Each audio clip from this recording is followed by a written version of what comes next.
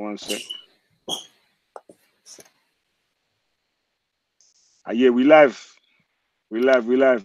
Peace to everybody. Shit. Sorry, my bad.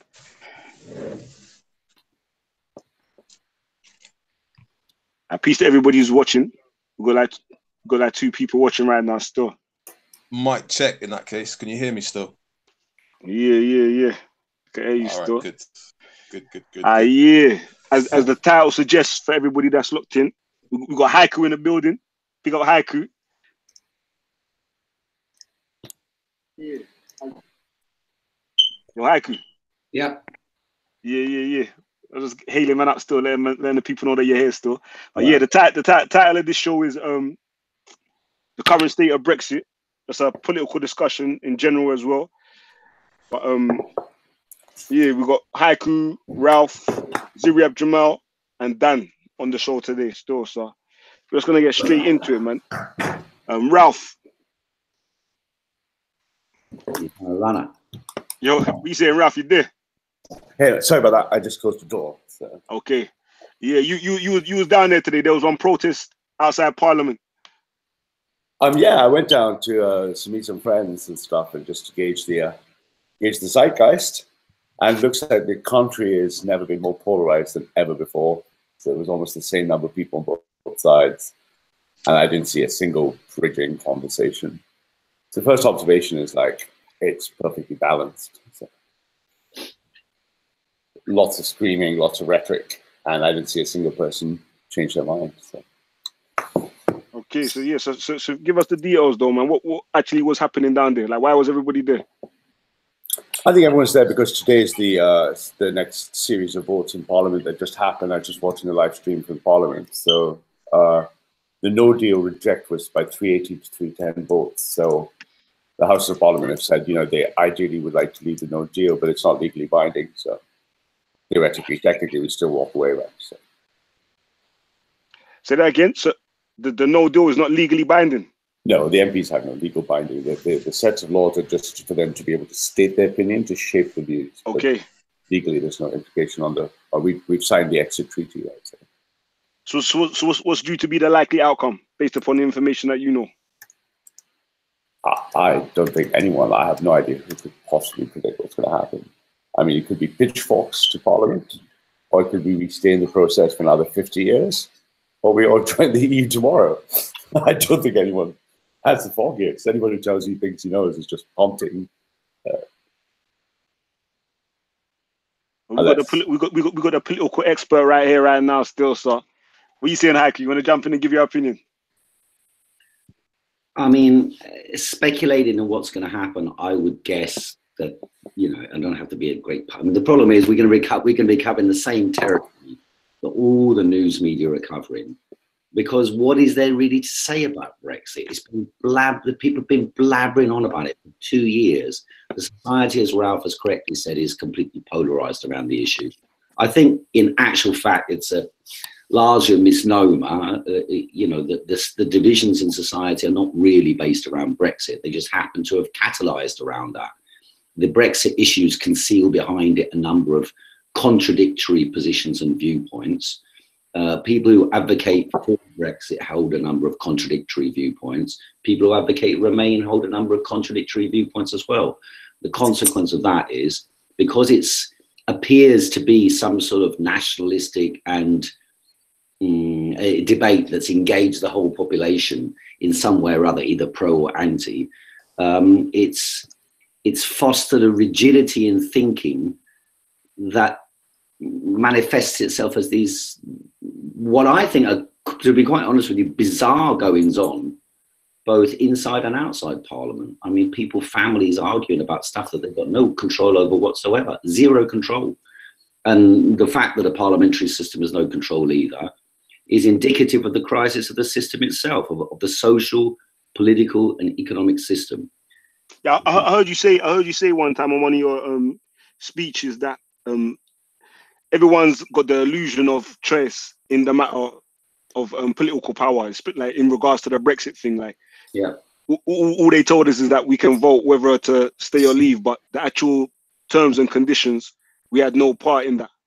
Yeah, and we're having no part in it now. I mean, the idea is that Parliament might have some role in that. That's what's happening at the moment, against the interests of the leadership of the Conservative Party, and in breach of all previous parliamentary procedure. That's why they're all so freaked out about it, because, oh my God, Parliament's not operating the way it normally does. Well, you know, this is a crisis, a systemic crisis in the reproduction of the social order as a whole. And that's manifested itself in this, to be honest with you, I know it sounds demeaning, but it is a preposterous debate. To be honest with you, whether we're inside the European Union as is, or leaving by Theresa May's Brexit or some other peculiar variant that they create, not all that much is going to change, contrary to what most people think. Not all that much is going to change one way or another. And even if there's a crashing out on the 30th, I know this is the 29th of March, there are people who scream and shout at me for saying something to this. It will not make any real fundamental difference. I mean, yesterday I watched a TV program, news report, they were talking about the big supermarkets saying that they're not going to have food on the shelves. I mean, this is pushing the most ridiculous. And then it boiled down in the end to some guy on Berwick Street Market turning around to a Market Street trader and saying, where does this lettuce come from? And he said it comes from Spain. And the implication was that there'll be no more lettuces in Britain. I mean, this is just ridiculous. So what's your position on Brexit? My position is that if the people want to have a say over their lives, they have to fight for constitutional transformation, for control over society, over politics, over economics, over society. And Britain has a constitutional crisis. That's what the issue is. And that will carry on no matter what happens with this Brexit on the 29th of March, and I think it's probably going to be extended. There will continue to be a constitutional crisis. And that so basically in Ireland and Scotland. So basically, Brexit or not, you don't think that, like, you're not really interested, because you don't see as anything fundamentally changing. How interested you can be in a broken record? Okay. Yeah. So my point there. I mean, I didn't vote one way or another in Brexit. I kind of observed these phenomena, this rigidity, this polarization, the contradictions that Haiku mentioned that present themselves on both sides, and none of it was convincing to me. And we had a really short period of time to kind of make up our mind. And I mean, I think the point we're at now, quite accurately, I mean, it's who takes the lead from now. If we've had a breakdown of the current system, who are we looking to provide the solutions? And I was hoping that, and I'm hoping that this conversation is a space where Ralph can kind of highlight his views as a kind of a computer guy, looking at how technology can possibly solve these problems, whether or not technology has the capacity to do that, given the irrationality of the unit under observation. And whether or not some new political order is necessary. And I mean, if it's someone like Ralph that you're following, or if it's someone like Haiku, for me, I'm looking for, so I'm neutral. I'm sitting on the fence as like a kind of, I'm ready to be swayed, possibly one way or another, by a persuasive and predictable kind of argument on Brexit, but I've yet to hear one. And I don't think Ralph heard any today. Everyone just seems to be quite entrenched. And whenever I see people who are very entrenched, I'm inclined to believe that they're operating kind of out of some traditional, but possibly irrational logic. I mean, I don't necessarily, sort of see that anyone is more rational because they voted for Brexit or against it. Cool. So Ralph, as a man who's like, you're on this Brexit thing, innit? You want Britain to come out of this thing ASAP. Yeah, I do. Yeah, so what do you base that upon? Cause basically, who I'm getting from everybody else so far is that there's not really nothing in it, just smoke and mirrors. No, I base it on a deeper principle. And I was talking to someone today, with Jared Batting and other people, about what this really means. As you argue, or at least lay down the position from the right, for example, of this argument, or from the Leave position. The principle is that ultimately it's a principle we take is that of sovereignty. So it's no kind of, it's no accident almost, though historical accidents are fun. But it was, when was it? It was 1642 with the Battle of Brentford. Brentford is now a developing part of West London, where the last battle was fought between the Royalists and the Parliamentarians. And when Prince Rupert came sweeping down the Thames and took Abingdon all the way to, and the good people of Essex rejected the authority of the king. And not since 1642 in the Battle of Brentford has the sovereignty in England not belonged to the people. But at the same time, 6 years later, as Heiko obviously knows, was the definition of what we call a nation state at the end of the Treaty of Westphalia. So the notion of the end of the 30 Years' War was pretty much founded on that principle that the people are sovereign.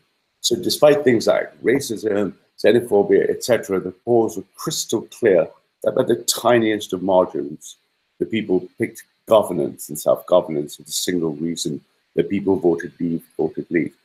Heiko is right, though. When are you saying this happened? Whether that manifests. I'm sorry? When do you say this happened? The vote for the Battle of Brentford? Or the sovereignty of the people. When did it exist? Well, I think the notion of the nation state, not the sovereignty of people, was found at the end of the 30 Years' War, right? So all the nation states can be traced to the collapse. Can be traced to obviously the birth of the nation state is the end of the 30 Years' War, right? Where 30% of the German gene pool were culled when the Protestants and Catholics fought to create the first 7 or 6 nation states that formed Europe. So that principle of sovereignty, but Heiko is right, because even though that's the reason that people have said they've made their claim, whether there's any systemic change or advancement is yet to be seen. And to answer Dan's question, when we talk about polarized balance, and what does a computer person think about it? But if I put my mathematics head on first instead, what do we mean by bias? Well, mathematically, bias is quite easy. You can have very perfectly biased organizations or perfectly unbiased. Let's take 2 examples from both sides. The Catholic Church is heavily biased. And what I mean mathematically, 90% of its decisions are all non-dissenting. So is the IPCC. But the most unbiased organizations in the world are the US Supreme Court, with just 9 votes, or the Open Market Committee that sets interest rates. So perfectly mathematical bias is when you have a seesaw that's just about right, 5-4 to the Supreme Court. Perfectly unbiased would be the Catholic Church or the IPCC. Brexit is a perfectly biased decision, but with a perfectly polarizing vote. Now, whether something changes or not is up to people to say, but mathematically, it's an example of a perfectly balanced decision, and therefore, hence the most amount of polarity, right? So if you look at Roe versus Wade, any contentious Supreme Court decision that was voted on 5-4, half the people are pissed off at the other half, independent of which side you sit. So I think that's the current state technically. I'm not sure that answers that question. Yeah. What do you think most of the people that are protesting and that are down there every day and talking about it all the time, what do you think they believe Brexit is? Well, I think I probably agree with Heiko. We probably share, if nothing, a common enemy, if not a common, dare I say, a common purpose. I think like that. We share a common enemy, and then we both see the failures of a globally corrupt, transnational, multinational, oppressive elite that have not listened to the people. So when I talk to people in France, and I talk to people here, the populists from the south are both on the left and the right, both on the middle left and extreme left and middle right, extreme right, because the enemy is the global transnational capitalist system that has run amok under accelerationism. Now, we might differ as to what the solution should look like. As to Dan's point, if someone was trying to be swayed, I would have, with all respect and integrity, Heiko is firmly and constantly in his position of where we think the road forward is. And I would say I'd be branching the other way. But I think we both agree that the enemy is Starbucks and Google not paying taxes, exploiting workers in the Middle East so you can get a disposable product thrown away, lowering wage index ratios, lowering wage inflation. The things that have punished both the first and third world are a common malaise. Well, I don't talk too much, but Oh, Ziriab, were you saying you want to come in? You want to add anything in? Yeah, sure. I think there's a couple themes that have come out already, which is the erosion of sovereignty, centralization of power. Can you speak a bit closer to the mic? I can't quite hear you. So, as I said, there's a few key themes that seem to have come out, and they are the erosion of sovereignty, the centralization of power, and the rampant corruption that's at the core of the EU. But what, for me, is most pressing is that we get to the core of the issue, which is necessarily getting into history. So I appreciate Ralph's attempt at going into history a little bit, but we have to go back to 1922 and the celebrated work Pan-Europa und Project that was written by Count Richard de Coudenhove Caligari. This Austro-Hungarian aristocrat recycled the analysis of a senior French official, Louis Loucheur, stated that modern wars require gigantic industrial capacities. So conflicts between the big powers may be avoided if they pool resources together under a common authority. And that's what underpins the idea of the EU. It was geared towards balancing the USSR in the wake, the USSR and the US, and most importantly, the British Empire at that point. So I hope to have to be given some time to get into this, because as I say, it's important that we get to the origins to understand where we are today and how far we've come. So, yeah. I mean, if you give me like a couple of minutes, I can get into some of the notes I've written up on the matter. So can I just say, you think that 1922 is the sort of the baseline to start from? I mean, I think Bretton Woods is probably a bit more recent. I mean, we're talking about the formation of the EU.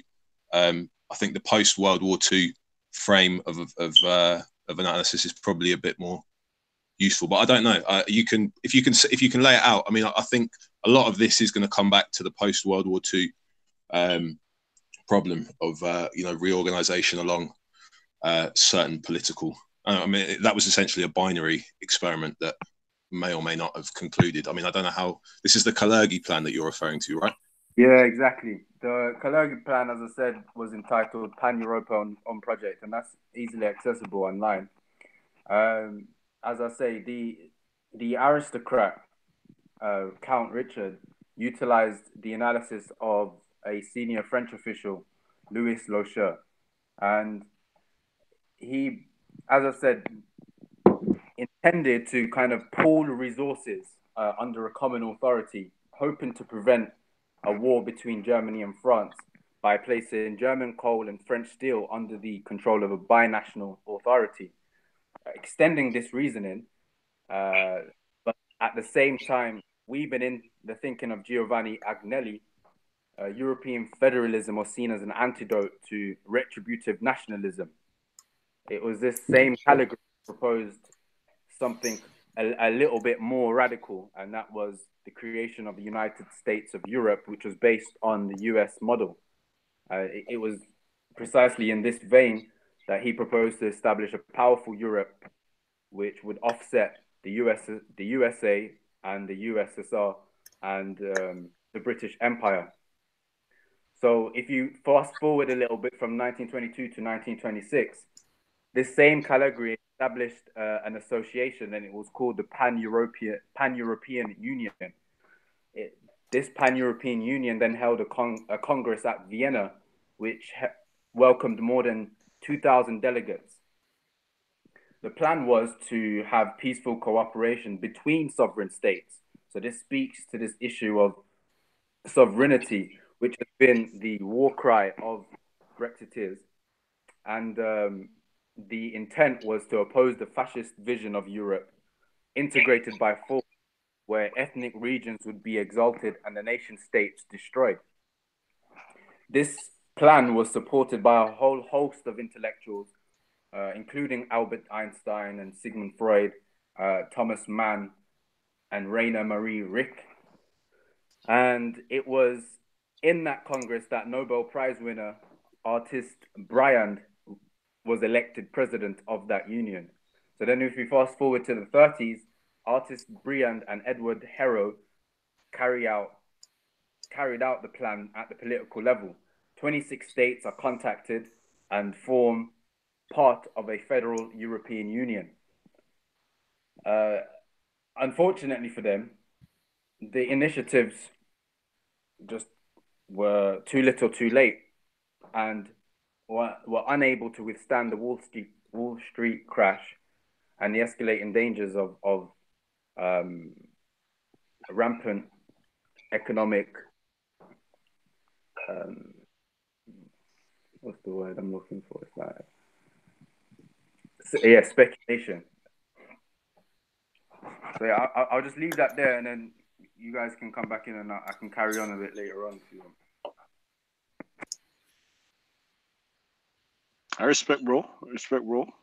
So, anyone want to respond to that? Well, I think, I mean, from my sort of neo-reactionary right hat on, one of the axes of our thinking is the technical, social, economic view, i.e., one that's not based on religion or ethnicity or tribe. And the problem with everything that happened in the 20s, 30s, or 40s is one of the biggest events post-World War II was the birth of computing. So the ability of the post-29 crash and everything that happened in the 60s, 70s can be seen as 8, 12, and 14-year cycles as a geek. And from that, we can trace electronics, the computing, the gadget, the device, the network, the connectivity that has put this world into a hyper trajectory, what we call accelerationism or neo-accelerationism, because we measure it technically. So plans, the best laid plans of mice and men and everything else, so they could not have foreseen post-computing, or we geeks call it BC, before computing and not. So before the church-turing thesis, everything passed off. It's pretty Luddite-ish because we didn't have the tools to be able to measure like we can now. Now that we can measure what we can, we've put ourselves into this globally connected, hyper-accelerated world. And Haiku really started off first. Let's point to the fact that we have what he referred to as a constitutional crisis. I would refer to a global governance crisis, where we don't know how to organize our 7 billion chimps in any fashion. We have the politics from left to right, and we have this uncharted world in which these humans have to get together in this continuously connecting world, right? So even the last 20 to 30 years, for example, we've had this globalism that was first just an economic supply chain concept. On top of that globalization, we then created like the ability to manufacture phones in 27 different countries for one device. And eventually that was just profit and capital, and now it's people. So the final unit of economic value is also moving and dispersing. And that world could never have been addressed by people like Kalergi or Breckenwoods because they could not have had the necessary technical prescience. Now that we have it, back to Haiku's point, is we are in a governance crisis, be it constitutionally in the UK, but even globally, or in Venezuela. We have a shared governance crisis where we don't have paradigms that can unite the governance model. So it's my kind of short view of that. I think there's a slight misunderstanding about the dynamics of the development of Europe. Europe as an idea really became a powerful force long before what we now call the modern times, and in other words, before the 20th century. The key event in the formation of some kind of European identity and consciousness should actually be located in the 1848 revolutions. In 1848, there were revolutions in France, in Germany, in Poland, in the Habsburg Empire, that's Hungary and Austria, in Italy, in Spain, in Belgium, in Denmark, in Britain, there was a Chartist movement. In Ireland, there was an independence movement. In Brazil, there was a movement. In Ukraine, there was a movement. In what later became Yugoslavia, there was a mass movement. Revolutionary upheaval swept across the continent of Europe, long before any computers were even in someone's mind. So the idea that a commonality is something forged by someone in 1922, or no disrespect to what you're saying, or by the Germans or the French during the Second World War, the sort of progressive thinkers of the European Union. This were belated responses to the unification of the world, which happened in the run-up really to the First World War. Capitalism is a system of economic activity that emerged first in key nation states, but the nature of its system leads it to produce, to overproduce, to expand beyond the boundaries of the nation state, to seek profits around the world, and to organize the world in its image. And it had done so by the end of the 19th century. You know, I think it's called the Treaty of Berlin or whatever it is, when they divided up the whole of Africa, for example. In the 1870s and 1860s, you know, Livingston and co, they were wandering around Africa and no one heard of them for months on end. But by the beginning of the 20th century, the whole of Africa had been carved up and divided up by the European powers. So the idea that Europe is composed of the will of the people, the nations. I mean, I know Ralph qualified that, but I want to qualify it more. Europe has never been a continent controlled by the people. Britain has never been a country controlled by the people. It is a country controlled by billionaires, by millionaires, by powerful interest groups associated with large conglomerates, with large banks, and associated structures of power like the army, the police, the judiciary, and so on.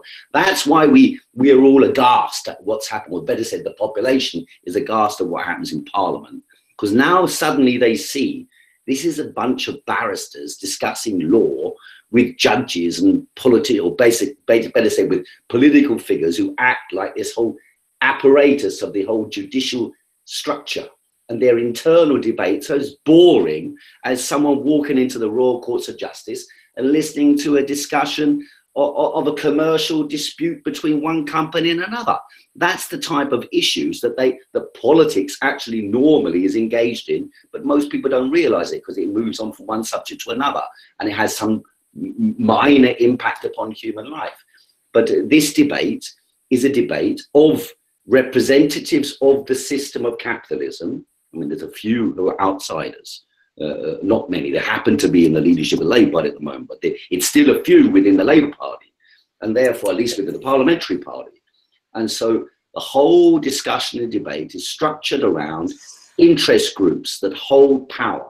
Now, the big contradiction, which Ralph alluded to, I agree, is the contradiction between the global structure of capitalism and the nation state. The nation state is actually an anachronism, but the anachronism could not be overcome within the parameters of capitalism, because capitalism is capitalist companies and their representatives inside, and their allies inside the media, the judiciary, the police force, the army, the air force, the navy, the institutions of the state, as well as inside the corporations, who all swim together in the same sea and work together and think alike. And therefore, the nation state of Germany is the most powerful nation state economically within Europe, and therefore it dominates the European Union. It's not some Germanic intent. It's a fact of their condition of Germany. It's economically a giant in Europe, and therefore it exports its goods to the rest of Europe. And it needs the European Union to export its goods to Spain and Italy and Greece and so on. And these countries have suffered the consequences of it. And the backlash against that is not a backlash against internationalism per se, although it appears that way. It's not a backlash against the Germans even. It's a backlash against the capitalist structure that exists at the present time, that manifests itself in the European Union and in Donald Trump and in the different governments around the world as they exist.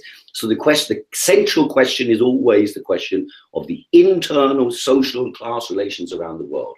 And once you understand that structure, the difference of interest between the tenant and the landlord, between the capitalist and the worker, these ideas which transcend the nation state and illustrate the dynamics of the development of the system, whether it be from Ralph's perspective, from the point of view of the globalization of capital, or whether it be from my perspective, the globalization of labor. These lie at the heart of the questions. And that's why every time they discuss about Brexit, they had, like yesterday on television, I think it was Newsnight, they were talking about, or they went to some mining area. And in the mining area, they went and discussed with these, 70% pro-Brexit, because they feel left behind.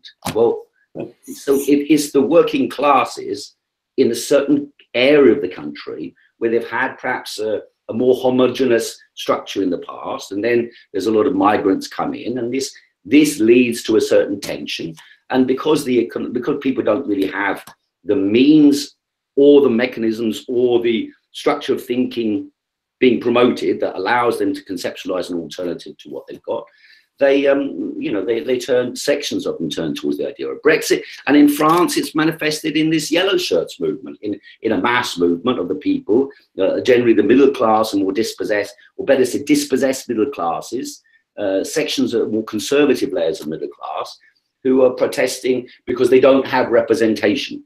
And that's what the UKIP supporters didn't have. That's what sections of effectively the Brexit voters as a generic force didn't have. But also people who voted for Remain, they also don't have that representation. Some of them imagine they do, but they don't have any representation in reality, because their concept of what Europe should be is not what Europe is. You know, they imagine Europe to be some. This is the positive element in Europe, is that people imagine it represents some internationalist ideal to prevent war and so, which of course in theory it does, but in practice it's got nothing to do with that. Absolutely nothing to do with that whatsoever. It was created by the French and Germans as a steel block to counteract. One is to strengthen the position of America initially, but then later to counteract America and to create a marketplace after the collapse of Eastern Europe, to create a marketplace where Germany and France would dominate the whole of Europe. But Germany and France are also fighting each other. So if I can just clarify, I mean, that was interesting. So, definitely. I'll go on. I'll jump in after. No, I'm just because what I'm noticing, this is a trend to kind of plot where did it start. So Ralph is picking the Civil War as a starting point. Haiku quite accurately mentioned the civil wars in Europe, which brings me to an interesting point. So a relative of mine was one of the kind of key thinkers to emerge from the chaos that was the Danish Civil War, the 1848 Civil War. And to him, this is NFS Grundtvig, if you want to look him up. He felt that the Civil War woke up a kind of sense of a dormant Danishness for him.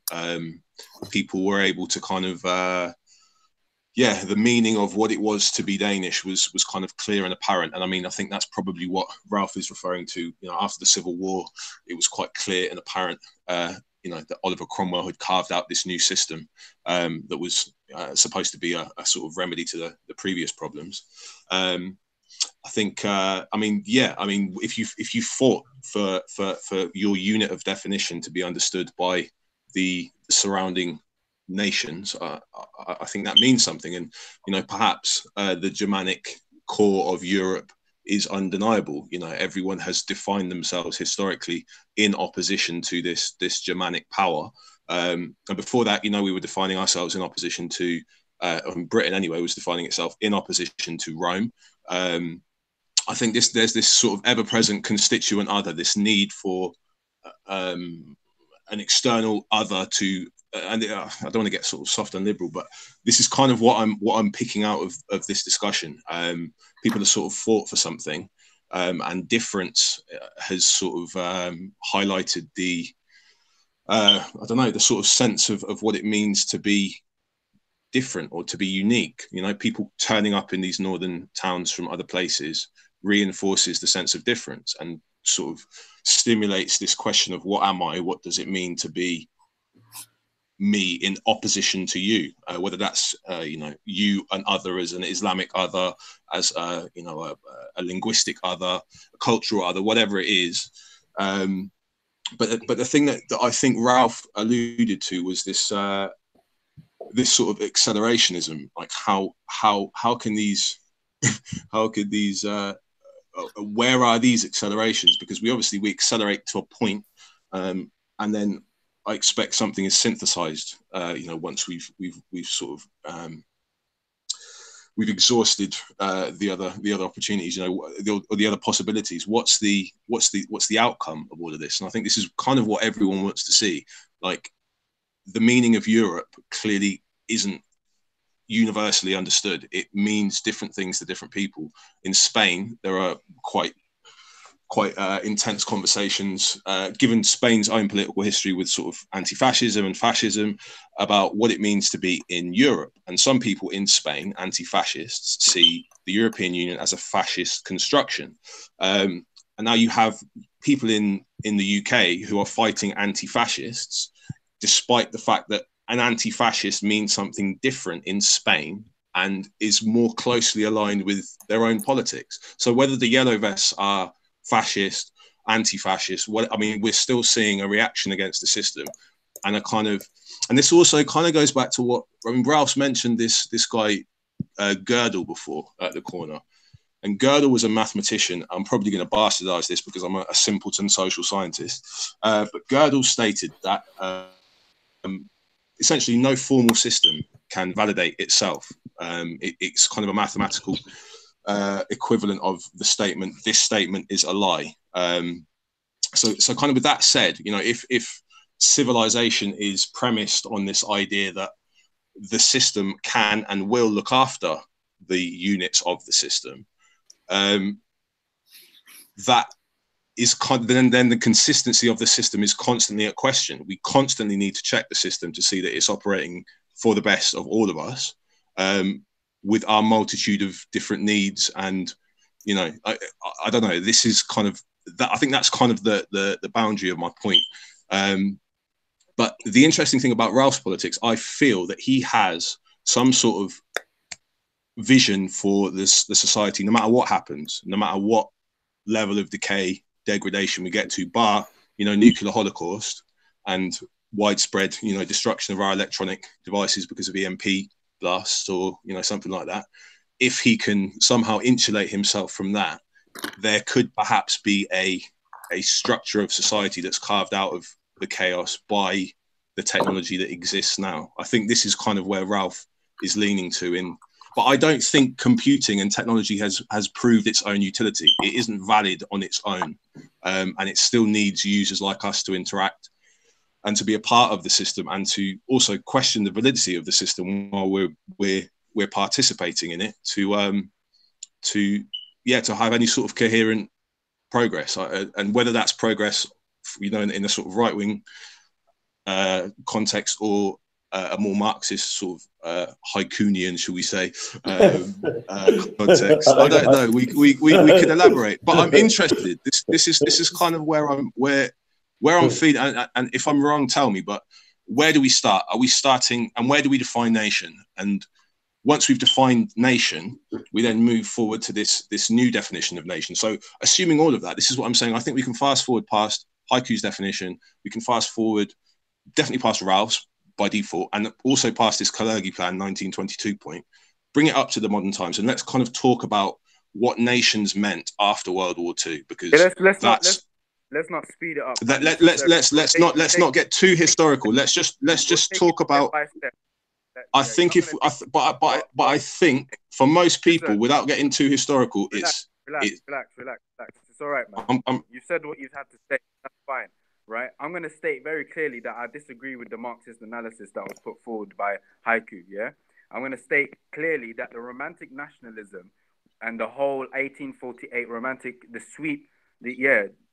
Europe was swept under romantic nationalism, and I'm going to put I'm going to quote two books by Adam Zamoyski. Well, just the one actually: Holy Madness, Romantics, Patriots, and Revolutionaries. 1776 to 1871, which covers that period of time in Europe. And why I'm even jumping on this point before I jump back onto what I've got to say and how I view the EU is because the idea of Danishness, Germanness, and all of that was created in that period. So it's very important. But what we must bear in mind is, as we can learn from Goethe's writings, is that even at Goethe's time, there was no such thing as a German. You know, someone in Bremen or someone in Berlin or someone it would go somewhere else, and there would be a different culture and different norms and mores. So this idea of Volk was created in people, and necessarily other was created in that time. So I'm going to leave that there, as I say, for anyone who's interested in the criticism of that period. I agree with that. Yeah, I agree with that. And romantic nationalism, I would urge them to go out and seek out the book Holy Madness, Romantics, Patriots, and Revolutionaries. I would qualify that by saying that romanticism doesn't. Yeah. So just relax, hold out, make your notes, and then if you want to say what you need to say it when it's your time to speak. So I'm going to draw a line underneath that, and I'm going to come back now to the development of the EU. See, Callegri was exiled to the United States at the end of the Second World War, and in the US, he undertook extensive lobbying to convince Washington to establish a federal organization in Europe once peace returned. So his efforts were then crowned with success when the Council of Foreign Relations, which is still a functioning organization, so all of this is very relevant to our contemporary and present condition. It was crowned with success when the Council on Foreign Relations adopted his ideas in 1946. The CFR then took one of his recommendations to the Department of State. Now we're going to bring in the British angle, because the British Prime Minister Winston Churchill, in 1946, denounced the Iron Curtain that has come down on Europe. So he was talking about the necessity to stabilize the Western Bloc and prevent communism from catching on. On the 8th of May 1946, which marks the first anniversary of the Third Reich's surrender, the Royal Institute of International Affairs, also known as Chatham House, and very closely linked to the CFR, Council on Foreign Relations, presents the common position of London and Washington. This common position was set out by none other than Joseph H. Ratzinger, who was the former advisor to the Polish fascist government, and he died in exile in London, right? Joseph Ratzinger became an agent of Her Majesty's Secret Services, and this position was then democratized by Winston Churchill when he coins the phrase the United States of Europe. Now, just to kind of expand upon those 2 points, Poland had been in, well, after Poland had been invaded by the Reich, the fascist government of Sikorski positioned itself on the side of the Allies. And now the importance of Callegri's plan will be borne out. So this plan that I just mentioned regarding with the CFR and Chatham House had no relation to the Coudenhove-Callegri and the interwar Democrat plan. London and Washington had a distinctly different plan, which was to create a common English-US citizenship, sealing a great Anglophone empire.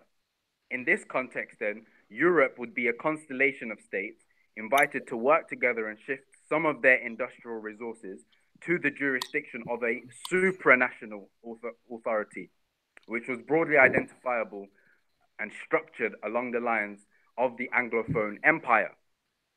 This ensemble would then form a vast area for free trade, impermeable to the influence of communism.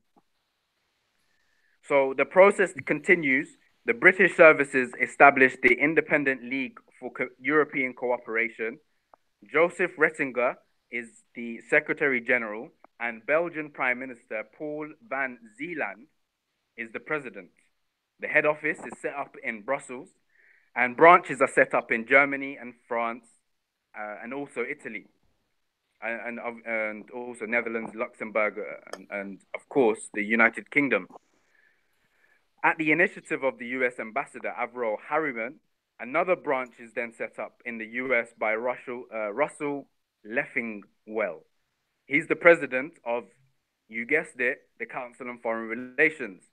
The role was assigned to ILEC, right? The Independent League for European Cooperation, to promote an European area of free trade with a single currency. Then September 1946, Alan W. Dulles, the new president of the Council on Foreign Relations, finances the establishment of the European Union of Federalists at Hertenstein in Switzerland. This was centered around personalist philosophers, most notably Alexandre Marc and Denis de Rougemont. Now, the final person in the triumvirate would was Henry Frenay, who was the former head of the resistance network Combat.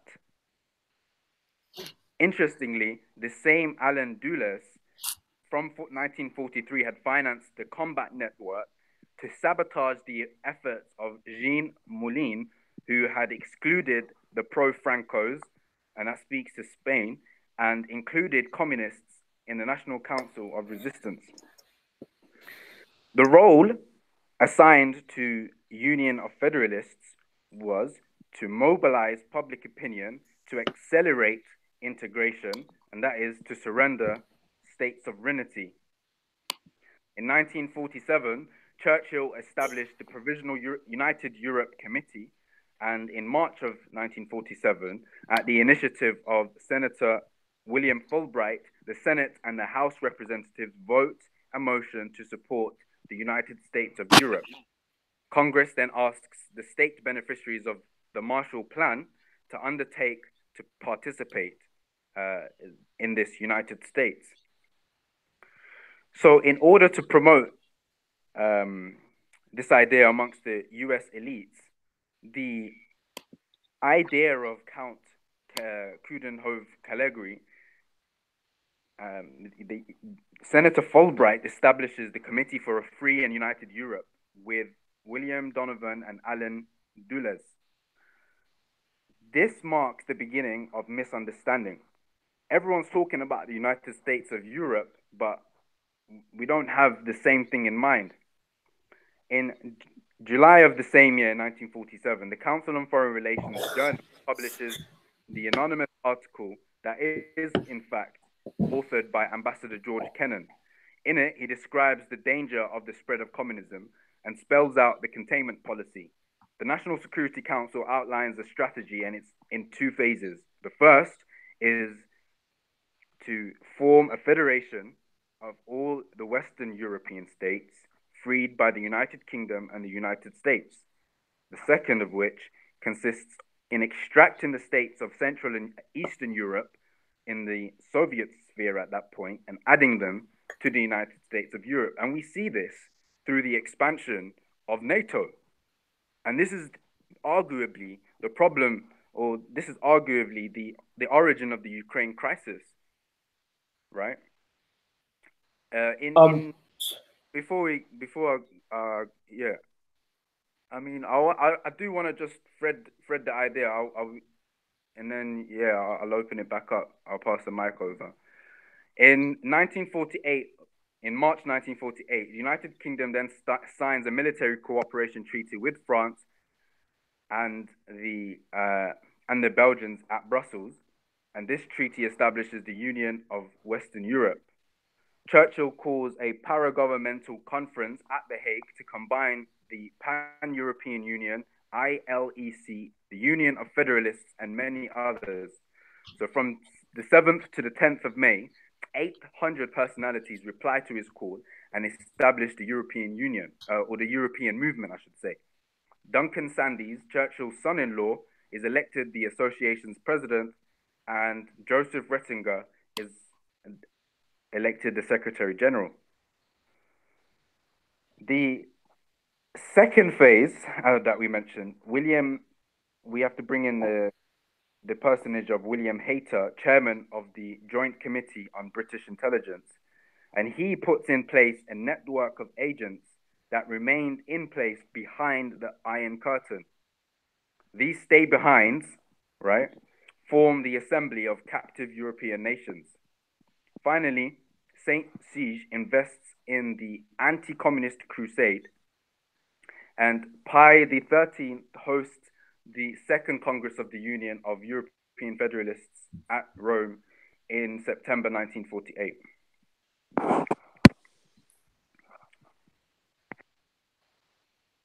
Are you talking about Operation Gladio? Operation Gladio, yeah, it comes a bit later, but it definitely has that element of stay behind operations, and that is, again, is in the public domain. It's very much well known. I mean, I think even the BBC did a documentary on stay behind operations by which was codenamed Gladio. or the Italian aspect of it was, at least. Okay, if I could just jump in, I'm not sure if you're done yet, just to kind of get back onto the main narrative thread. Okay, that seemed like a fairly detailed timeline of the history leading up to the current European Union. But if we could just return to the point, perhaps, that Dan made, but more importantly, Dan's reference to Heiko's point, which is nevertheless, for better or for worse, within capitalism and globalism struggling, there is still a fundamental problem of a power differential. Heiko forgives me using the word casually. And this power differential has shifted, morphed, changed. And if I was a Marxist, which I'm not, if I put on my first ladybird guide to Marxism hat, and that the dialect is well and alive. It's changed form, it's mutated, it's now been accelerated and transformed. But the difference he speaks to, the difference between, culture, societies, the differential in the power, the nothing will change, that has not gone away. What has been crystal clear is that the new aristocracy are the global elite. Unlike the traditional aristocracy, these beasts are hard to even pin down. One day they're in the Cayman Islands, next day they're in a hedge fund office, the other day they're somewhere else. But they nevertheless remain as a power differential, a elite, for lack of a better word, the neo-aristocratic class. And these people need to either be addressed one way or the other. And the thing I think I would agree with Heiko is what we're seeing is symptoms downstream of this conflict playing itself out. Symptoms in what Heiko probably referred to as an anti-immigrant backlash or something else, or wage price differential is not changing since 2008 if you're a capitalist. And that needs to be addressed. And I think more interesting is, despite where we've come from as a technocratic, reactionary, far-right person, I would like to see where we go forward. And if I rewound the comment thread to 2 comments prior to that, when Dan said, well, perhaps Ralph has an idea where we wish to go, and perhaps he might err on the side of traditional Marxism. I think Marxism still is valid in depicting and describing a unresolved, I'd like not to use the word class, but a unresolved power differential. And we in the right say that power differential, we agree it exists. And perhaps where we fork in the road is, what do we see an organization of the world to look like, assuming either A, we haven't all lost to the globalists, B, we can fix it using some new way world based on a post-Marxist type approach, or C, based on what we like to call the reactionary right. And the difference between us and, say, traditional Marxists or any modern version of it is we don't see it as a binary polarity. We see the solution, the problem, both represented in a trichotomy. And it's the trichotomy that structures everything we see, and that is the way we look at it. Things like the EU, all of this, do not solve. I'm sure Heiko would agree. They don't do anything to change the fact that we're still living in a power differential, right? Is that right, Heiko? Would you agree?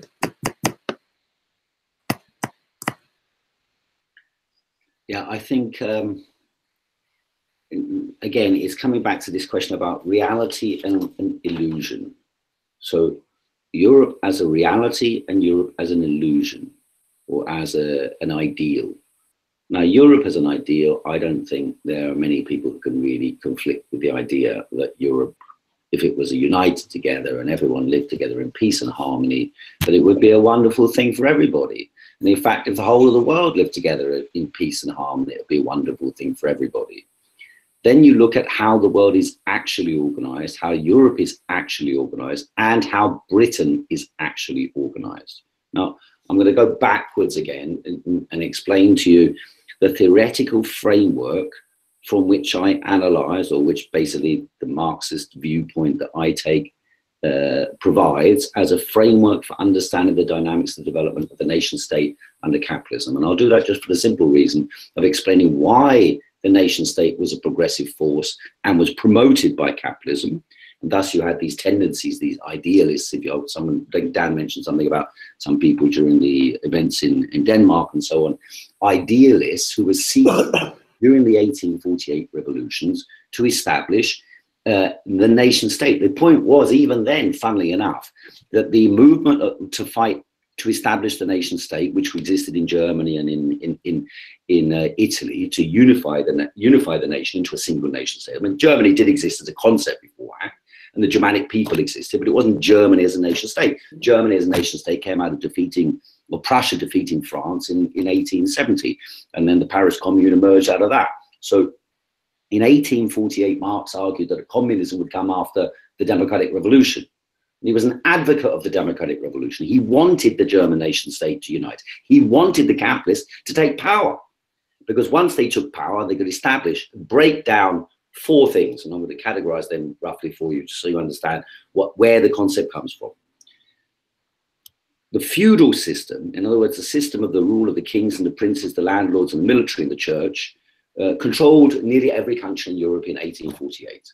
So to break that power and establish the foundations for the modern nation state, in other words, the modern capitalist nation state, something had to be done internally in different countries to establish that rule. So one thing, what was their objective? The objective was to create a single unified economy.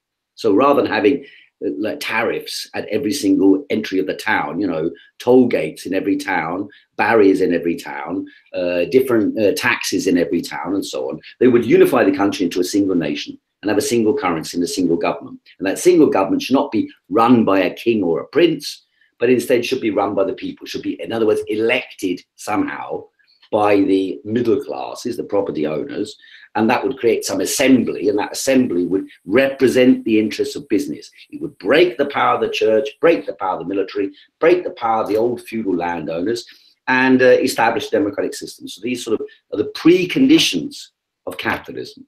Now, 1848, although it didn't establish a democracy in many countries in Europe, primarily, actually Denmark was one of the exceptions, but or at least constitutional monarchy, but and Switzerland, but otherwise it didn't really do so. But it did break down the old feudal order and lay the foundations for a strong development of the capitalist economy, and that, of course, created the working class as well as creating the capitalist class. The capitalist open industry means 1,000 workers were created by one capitalist. So people moved out of agriculture. The same process you see happening in India and happening in Africa and happening in Southeast Asia and South America today, of people moving from the countryside to the cities and seeking work in the cities. That same process developed in 1848 in Europe, and that laid the foundation simultaneously. This is a very interesting phenomenon. Simultaneously for the creation of the nation state, but the creation, the movements for the creation of the nation state and for the creation of bourgeois democracy, which is actually what the objective behind that, long-term objective behind that was, simultaneously was a pan-European movement. So it was an international movement fighting for the national rights and liberal bourgeois democratic ideas. But the reason why it was defeated was because the bourgeoisie, the capitalist class, the owners of business, feared that the workers were demanding too much and they didn't want to give it. And so because they were themselves interconnected with the old order, their family, their friends, and so on, were from the old establishment, they turned the weapons of the old regime against the workers in June 1848 in France. And the same process of defeating the revolution took place in all the countries, or nearly every country in Europe. And that's why London was the place for all the revolutionaries, from Karl Marx to Friedrich Engels to, you know, Kossuth and Mazzini and the other revolutionaries who arrived from all over Europe and settled in Europe.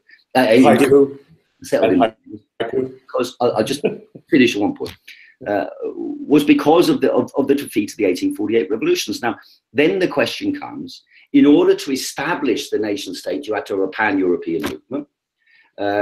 In order to establish a new type of society, a better society than that, structured and anchored in the existing relations of power in wealth, economy, and so on, and power relations between the workers and the employers, and between the middle classes in between.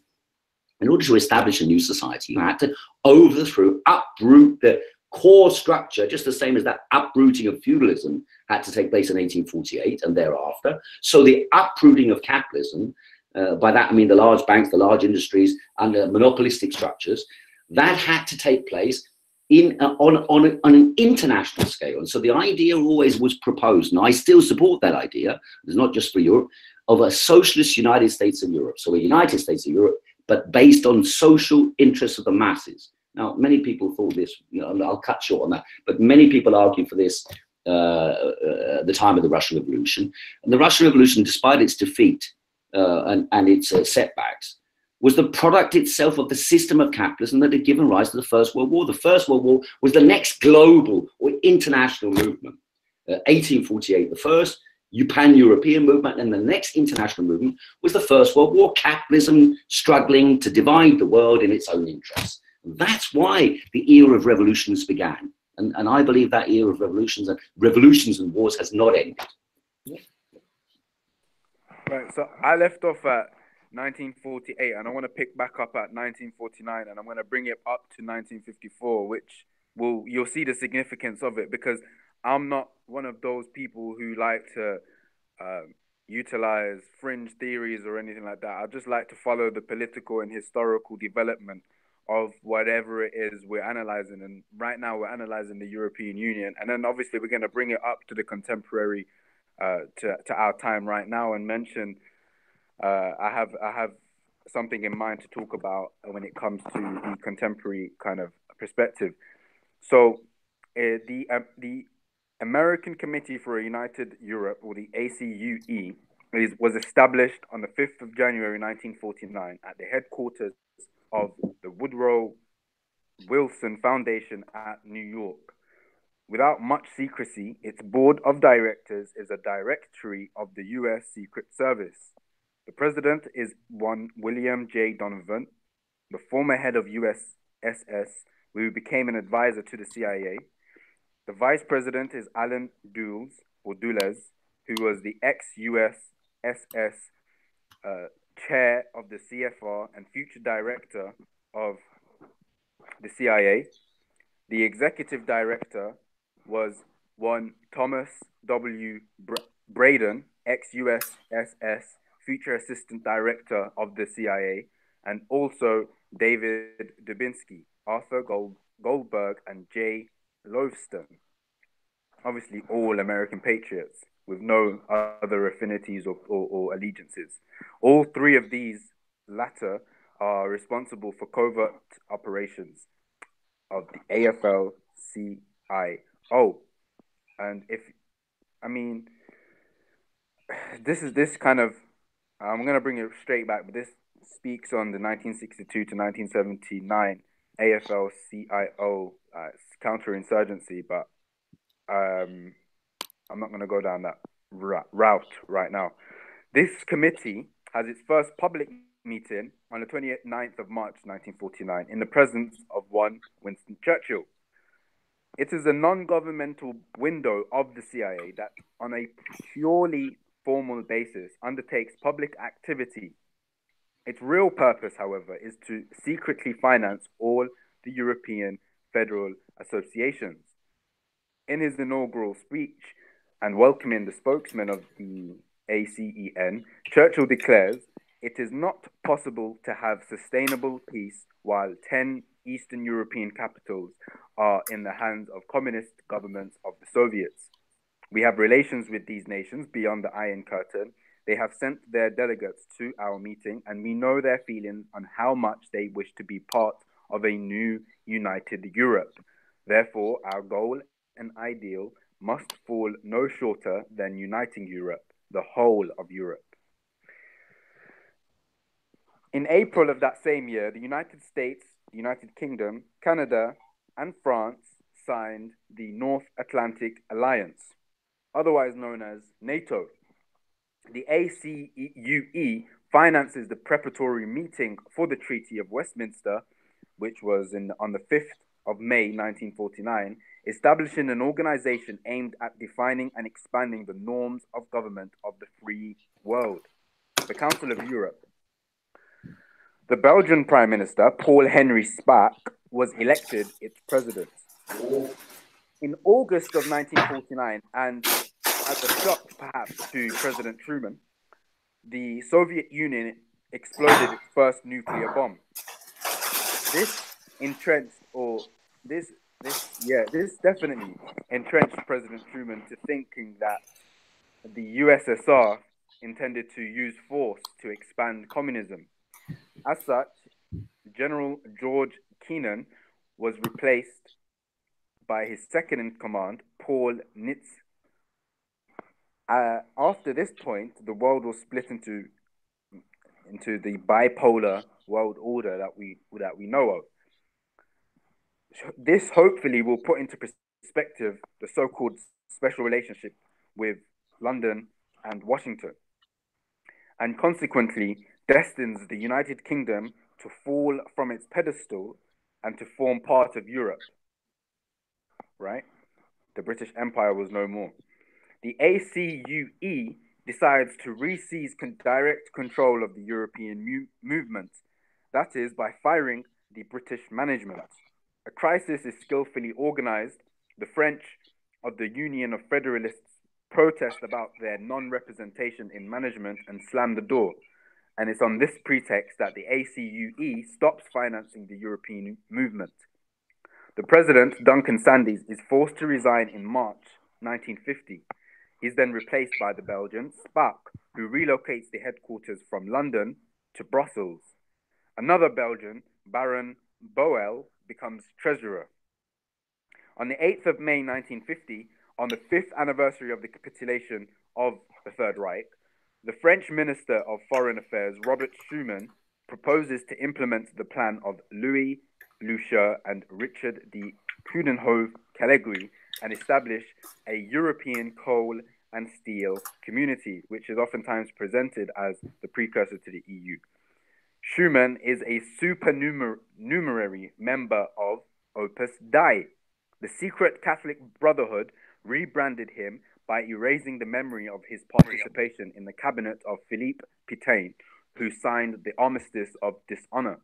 See, I hate to interrupt, and it's sorry to be very rude, but it's a lot of lists and lots of names and people. And I think a lot of people seem to be struggling. But it is rude. So, yeah. Pull back. What if you could just get to the thread of the narrative or something in some ways? I don't know if that's just me. The crux, maybe on the side you can put the detail. That's all well and good, but I'm going to be finishing very soon. As I said to you earlier, I left it at 1949. I'm going to finish up at 1954, at 1950, and it's not going to take longer than, say, 3 minutes.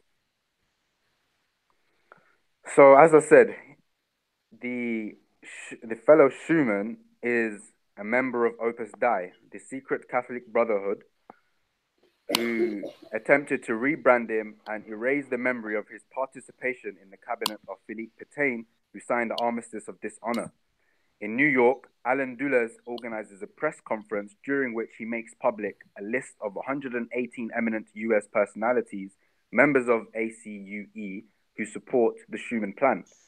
Among this crowd, on the 24th of October 1950, the French Minister of Defense, René Pleven, proposes to establish a European Defense Committee. This announcement is supported by a supervisory committee, an emanation of Henry Frenet's Union of Federalists, clearly financed by ACUE. 6 states signed the EDC Treaty at Paris, and this was on the 27th of May 1952.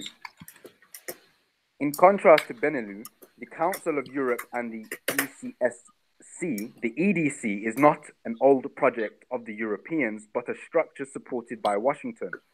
The opposite of the idea of artist Briand envisaging a syndication of defense modeled on alliances between ancient Greek cities. The Pentagon visualizes a grouping of reserves along the lines of the Persian Empire. The Gaullists and the Communists are united to prevent the ratification of the treaty for a National Assembly that reject it on 30th of October 1954. So the kind of nice idea or the structure collapses, and it's necessary to change strategy and turn it to NATO. London and Washington entrust one Joseph H. Rettinger, whom we found out about earlier, still Secretary General of the European Union or the European Movement, the task of recruiting high-level European personalities to jointly further the integration of European states in a free trade zone, starting with the ECSC, and their integration into NATO. The preparatory meeting for the establishment of this club took place on the 25th of September 1952 at Paris. Prince Bernhard of the Netherlands, Paul van Zeeland, Alice Gasperi, and Guy Mollet, and some others participate. Then Joseph Rettinger and Prince Bernhard go to Washington to seek the blessing of General Walter Bedell Smith, the new director of the CIA, and Charles D. Jackson, the special advisor to the president. A U.S. committee is formed with David Rockefeller, Dean Rusk, Henry Heinz II, Joseph Johnson, and others.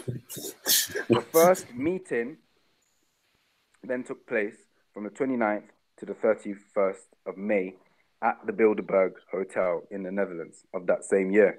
So that's what I wanted to do. I want to bring it up to that point in time, and I'm going to give the mic. Respect, fam. I know. Yeah, Zira, can I just make a point? And I hate to sound very, very rude here, but let me just tell you an interesting experiment we know from computer science and the way cognition works in the brain. If you give people a list of things, like a list of fruits and a list of vegetables, and you make this list a certain length, like 5, 7, or 9, the human brain can only retain things from a 60 to 70% of 5 pieces of such data. If you thread it out of 6 over, then most people can't remember them. My count, because I play a lot of high-speed chess, is you had a count thread as high as 64. So I think, with all the greatest respect, I think just reciting a thread of people and places in a narrative, most people will trail off that because our brains are not wired that well. And I play a lot of speed chess. So it might be, as a suggestion, people can disagree with you if you like, but perhaps you can just get to the synopsis a priori of what you're trying to say, and perhaps a list of people's first and last names, but probably not. Maybe you want to post them afterwards or something for a little bit of depth to what you're saying. But perhaps it'd be easier to get the conversation more fluid. I'm not sure if everyone thinks I'm an asshole, but I don't make that. Because I didn't really get your point at all, other than the narrative description of all the people who participated in the organization. So. It's being recorded for posterity. Yeah. That's what I was about to say. Still, that's the key point here. This is being recorded for posterity's sake. So those who are interested will kind of utilize the video to pause and be like, if they're interested, they'll be like, okay, who's this guy? Who's that guy? Yeah. What's this? What's that? If they're not interested, then it was Zero, but I hear you still, and I do appreciate that. Like that's the reason how come I wasn't interrupting. But I do get what Ralph's saying as well. At the same time, that for the people that's listening live right now, I don't know if they really want to like keep up with all the like Ralph was saying, fam, on this speed chess thing. I don't know if they can keep up with everything still, but it's a bit of a balance of both still. Maybe like man was saying, man can just list the sources as man go to try and make it a bit more compact still. Cause obviously we've got enough people on the panel.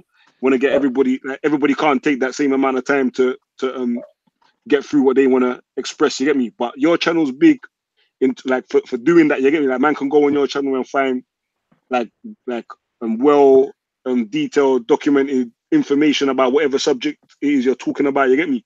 So man will definitely, everybody who wants to know, like who appreciate that information and want to get more of it, that's where you go log on to Ziriaf's channel. You can find that still. But in the meantime, I want to introduce Beyond Atheism. Imran, he's on the panel, and yeah, just to tie back in with the main subject, Brexit. Give us your take on it.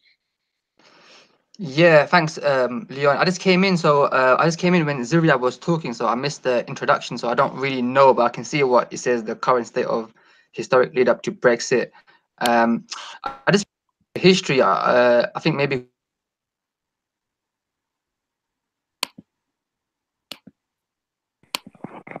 I can't hear him. Yo, Beyond, I can't hear nothing, you know. Your mic ain't on mute as well still, sir. I'm back 10, 15. Yo. Yeah, like, see. Yo, Beyond Atheism. Hey, pause, fam, because your mic's cutting in and out still. I never heard none of that. You need to sort out your mic before you continue. I don't know if you can hear me. You've been waiting all this time to talk and you can't say nothing now. Crazy. He's got a connection problem, hasn't he? Yeah. You're going to have to sort out your internet connection Beyond Atheism still, because no one can hear nothing right now still. I don't even know if you can hear me. But if anybody else wants to come in and give your piece. I think the essence of the problem, it's a common phenomenon that you come across at Speaker's Corner, but also in wider society. You know, you get in universities, you get in schools, you get in, you know, what are you dealing with? Are you dealing with, when you're talking about historical development, are you dealing with what happened in my life and my family life? That's one type of history. I can give you a long ream of stories about, you know, what's happened in my life. You could deal with your community. Now, I'm living in Notting Hill, Ladbroke Grove. You could deal with the history of Ladbroke Grove. There's a lot of interesting things happening in Ladbroke Grove. You could deal with governments. You could look at which government minister said what. And if you look at the history books in Britain, it's full of that type of thing. British history in particular, at least as it's taught to children at school, it focuses on or it has always historically focused on kings and queens and dates and times and places where such and such did such and such and who met what and who decided what, and was someone away, you see Simon Sharma, he says, and by chance Lady Diana was in this place at that time, and that's how history was made, because she happened to be there and not there, right? And there's a lot of people who have questioned the existing narrative about politics and have sought out on the internet or through libraries and so on, information that links together, that connects together various stories about historical development. And they find people and organizations and plans and conspiracies and plots by various groupings, many of which are true, which present a narrative. If you thread them all together, and of course you're free to thread them as you choose in those circumstances, then you come up with a sort of a historical development of the world organized by groups of conspirators or planners or great minds or some group linked to some church or some Freemason organization or the Bilderberg group or whatever.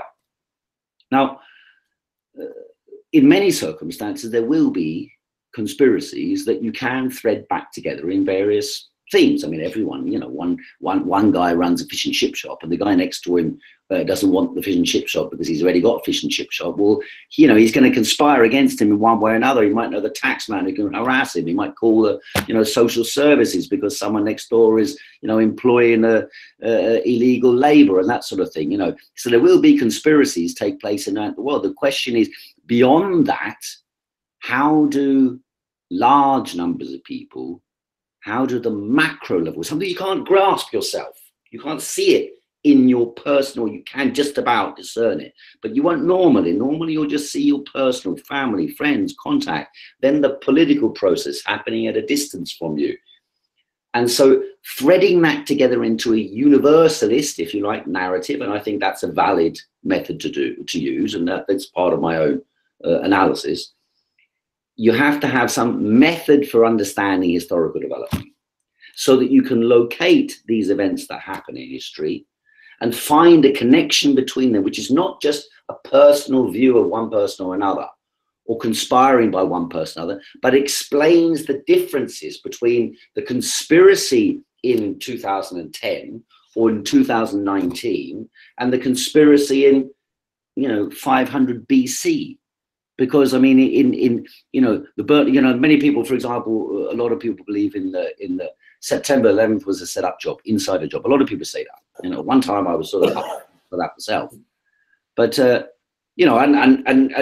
Emperor Nero burned down Rome in, was it 64 AD? So these things happen. But the key question is understanding the underlying processes taking place. Why is Europe in crisis? It's in crisis because it's not what they say it is. Europe is not a constitutional unity of the people. It is a unity of capitalist interests dominated by certain countries within. Nobody believes that Lithuania's got equal power with Germany. Nobody believes that Estonia has equal power with France, even though officially they do. But in reality, they cannot possibly have that. And therefore, understanding the reasons why these foundations of power are so powerful, so structured, and so all-determining, that's a key thing you have to grasp to understand historical development. In my opinion, that means understanding the class relations, but also the dynamics of historical development of nations. For example, the central crux of the problem in Europe has been that the most powerful economy that developed after the 1860s was the German economy. And the German economy was, however, hemmed in because it didn't have control of the seas. And until Britain lost its, until basically Britain had control of the seas until 1926, and then the Americans took over.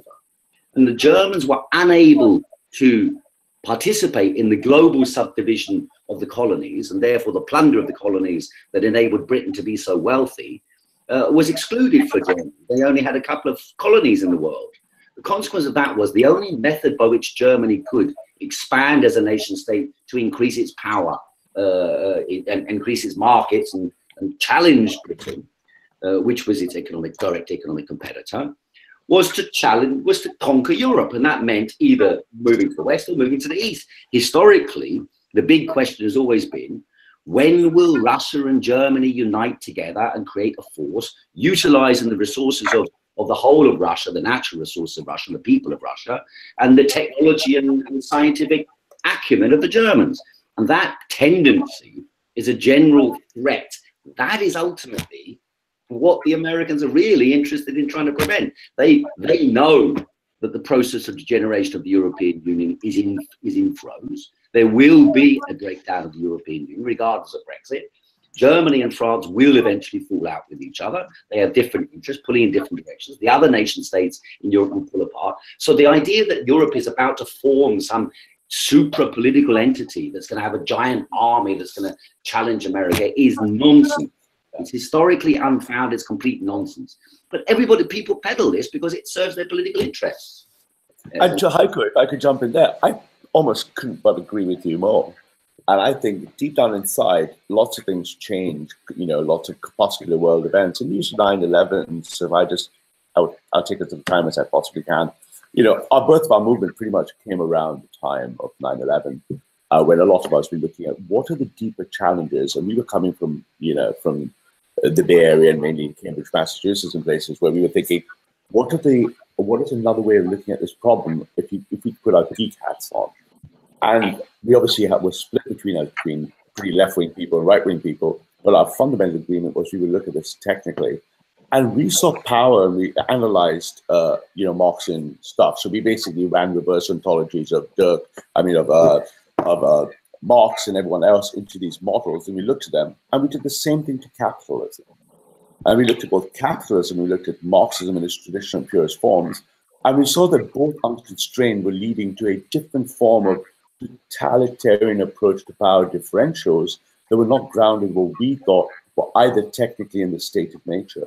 So one of our fundamental axes is to look at collectivism. So we look at collectivism on one extreme side. We have abstract collectivism. So liberals in the middle would collectivize around things like, if you consider the post-Enlightenment thinking, they'd collectivize over liberal rights, human rights, natural law. People on more universalist principles, if they were communist, I wouldn't have to tell you what your abstract collective looks at. But let's say, to contrast it, if I was Christian, which I am, then I would look at it as an abstract collectivism, not grounded in science or biology. But we could see from the other hand, from the data from the technical markets at this point, so we're talking about the 90s now at this point, late 90s, that we could see we had sufficient data to do pattern analysis that says, hey, look, capitalism is about to run amok. This is the neoconservative period. So that needs to be constrained somehow. And if social collectivism, or for a lighter word, progressivism, went all the way to a Nietzschean collapse of more, everyone had a subjective reality and everyone was almost relativistic, that would also lead to this detachment which Marxists see, this power differential. And we believe when we come at this problem that we need to revisit the world with an unbiased way, even though we come from the right. We don't come from the right because we are coming from the right in the traditional conservative sense. We're coming from the right technically. And we say this differential that you rightly identify in the world is coming to a point where the EU must collapse, the United Nations must collapse, all the current orders that maintain this Marxian power, all this unbridled, unconstrained capitalist power is going to have to sort itself out. Now, right. Your perfect world. Can we look at the elephant in the room? That would be my ears, usually. Can we look at the elephant in the room? Let's take away socialism. Let's take away the United Nations. Let's take all these other peripheral things. But what is the real elephant in the room? The big fucking elephant that is blowing down our noses. And what is that? Answer me, gentlemen, please. What is the elephant in the room for Europe right now? Immigration. If you can't answer it, immigration. You're blind. Immigration. Thank you, Ralph. Thank you. And what type of immigration are we talking about? there are multiple variations of the immigration that cause the fundamental problem. But the biggest clash is not race, ethnicity, or anything else. The biggest clash is the differential between third world people rushing to the first world. Right. Well, what we're actually seeing right now, and I don't know if you guys have actually seen or heard of Wafa Sultan. Have you heard? Have you heard of Wafa Sultan? What is that? Wafa Sultan is a secular Arabic woman who's a what's a person? I can't off the top of my head, I cannot remember her academic qualifications, but she is a secular Arabic woman that used to be a Muslim and has renounced Islam and now fights and questions this clash of civilizations. The biggest problem in Europe right now isn't socialism, it isn't communism, it's Islamification. No, but that's secondary to immigration. That's a subset of immigration. There was no immigration, there'd be no Islamification. So I must beg to differ. I think I appreciate your point, but it's a subset to immigration. So if I brought 1 billion non-Muslim people in from the rest of the world to Europe, I would have the same crisis. Okay. You argue that immigration is the elephant in the room.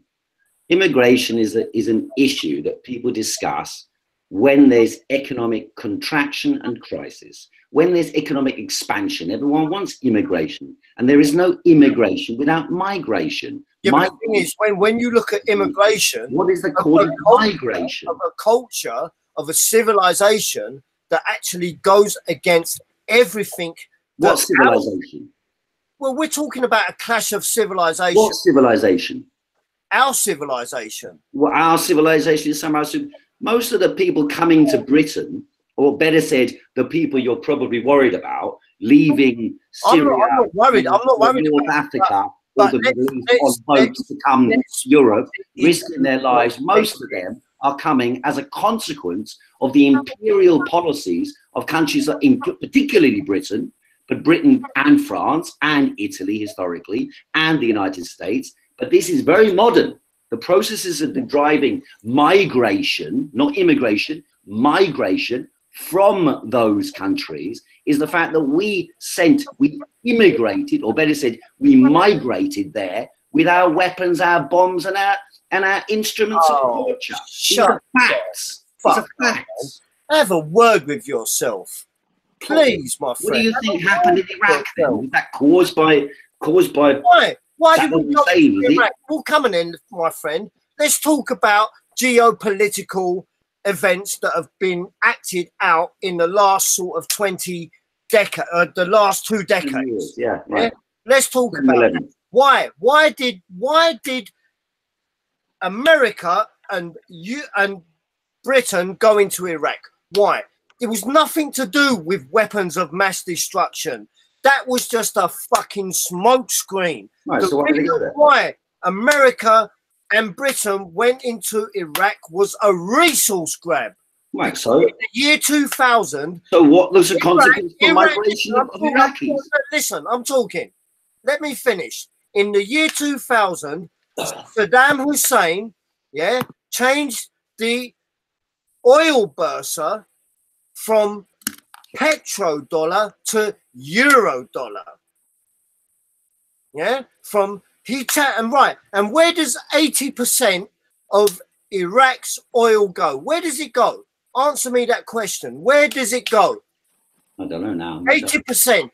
80% of Iraq's oil goes to Asia. And where does the West garner 100% of its material products? From Asia? Hardly. Oh, shut up, man. You don't know what you're talking about. Listen. I've got a PhD in Chinese studies. Oh, okay. I've got something about it. I know Kung Fu. Wow.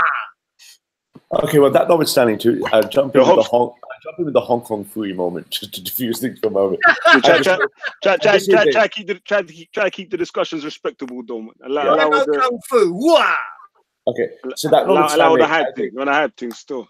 Yeah, I think if you look at it from the perspective, and let's put it this way to Heiko Bursley, let's not qualify subjectively of any detrimental fashion, any adjective to do with immigration, and just look at it quantitatively.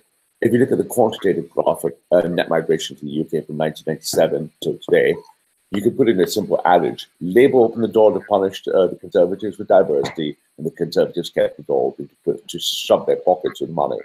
Labour both of them. Bear with me a second, please.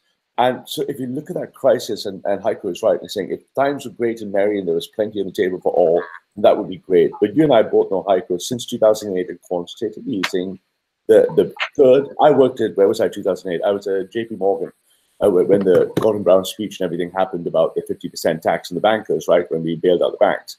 At 2008 till today, in about 11 years, we have had no wage inflation for the ordinary man.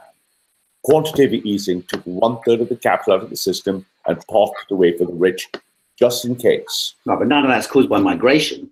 No, not at all. But my point is, within that framework, you can see migration of labour. No, but my point is, but if you look at when you said if times are plentiful and good for everyone, but they haven't been plentiful and good because of the capital. Exactly. So immigration is only a function of that. No, blaming migration is a function of that, not migration. Migration was pulled in for the capitalist system, right, for the capitalist benefit, but blaming migration, right.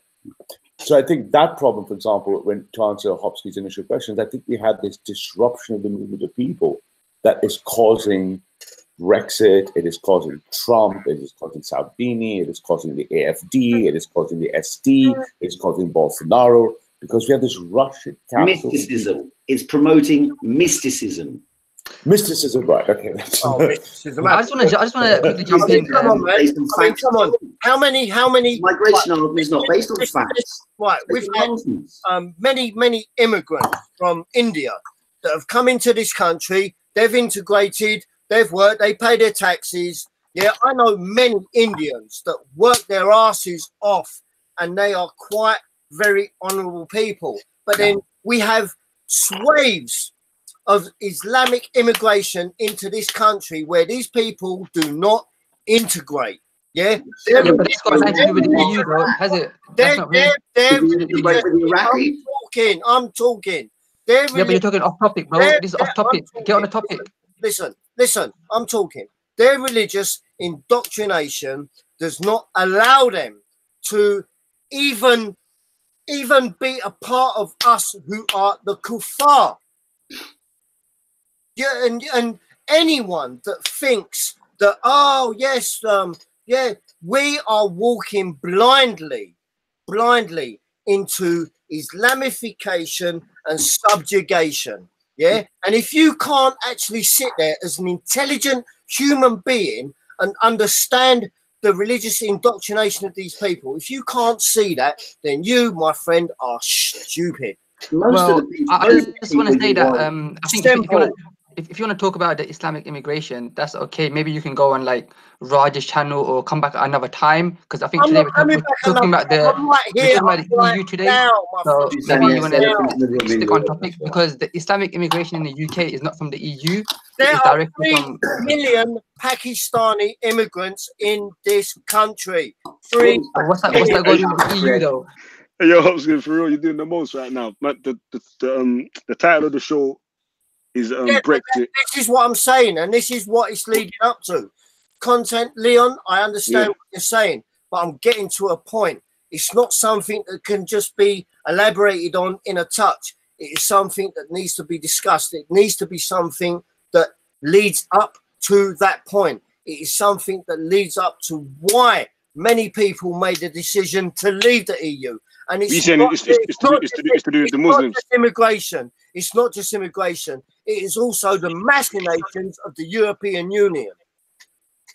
When people can I just ask? Sorry. When people understand the machinations of the European Union and how it conducts themselves, and why a majority of people voted to leave in this country, when these people take off their fucking blinkers and they actually look at it, and they can see it, and they can understand why people voted to leave, then we would have less of a problem.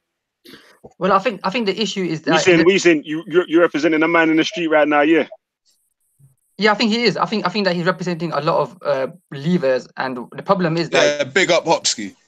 I think that what it is that there's a lot of people who don't really understand these issues in depth. I mean, you're kind of conflating two different issues, and I think a lot of people are doing that. Most people in the UK don't know that much about the people EU. consider. I Hopsky, you have to give other people a chance to talk. Every time someone talks, you cut them off, man.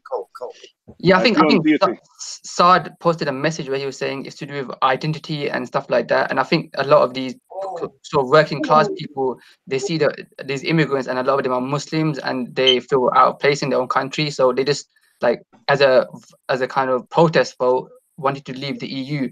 But it's kind of like the two things are not really related, right? And Britain itself and America has got a lot of immigration as well. So, you know, even if you leave the EU, you're still going to have problems like America and Britain got. So it's not really a solution to leave the EU, you know. So I just don't see these arguments making a lot of sense.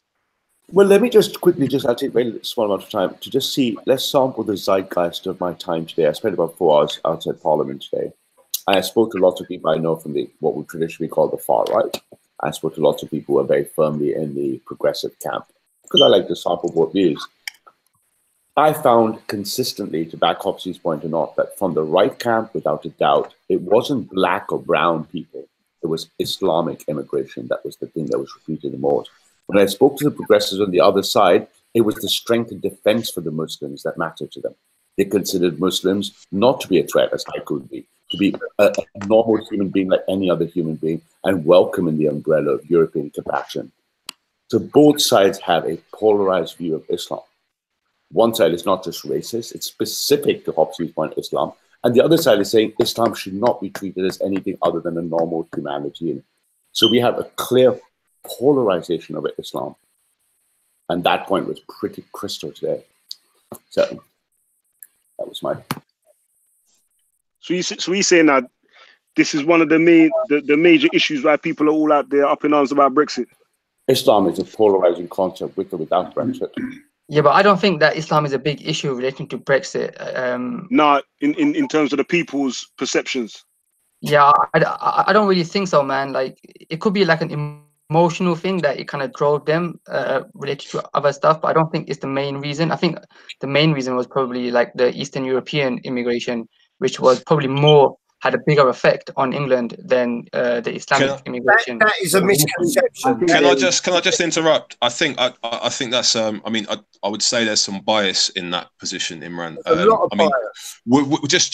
I know maybe it's uncomfortable to think that, but I think Ralph just taking a kind of sample roughly today, whether it's logical, rational, reasonable or not, that I would say has played a factor. Like I think that's kind of that's the residual that's left over after a lot of this has been kind of sort of shaken out. I think what you were saying earlier though was interesting, Hopsky, because you touched on immigration being kind of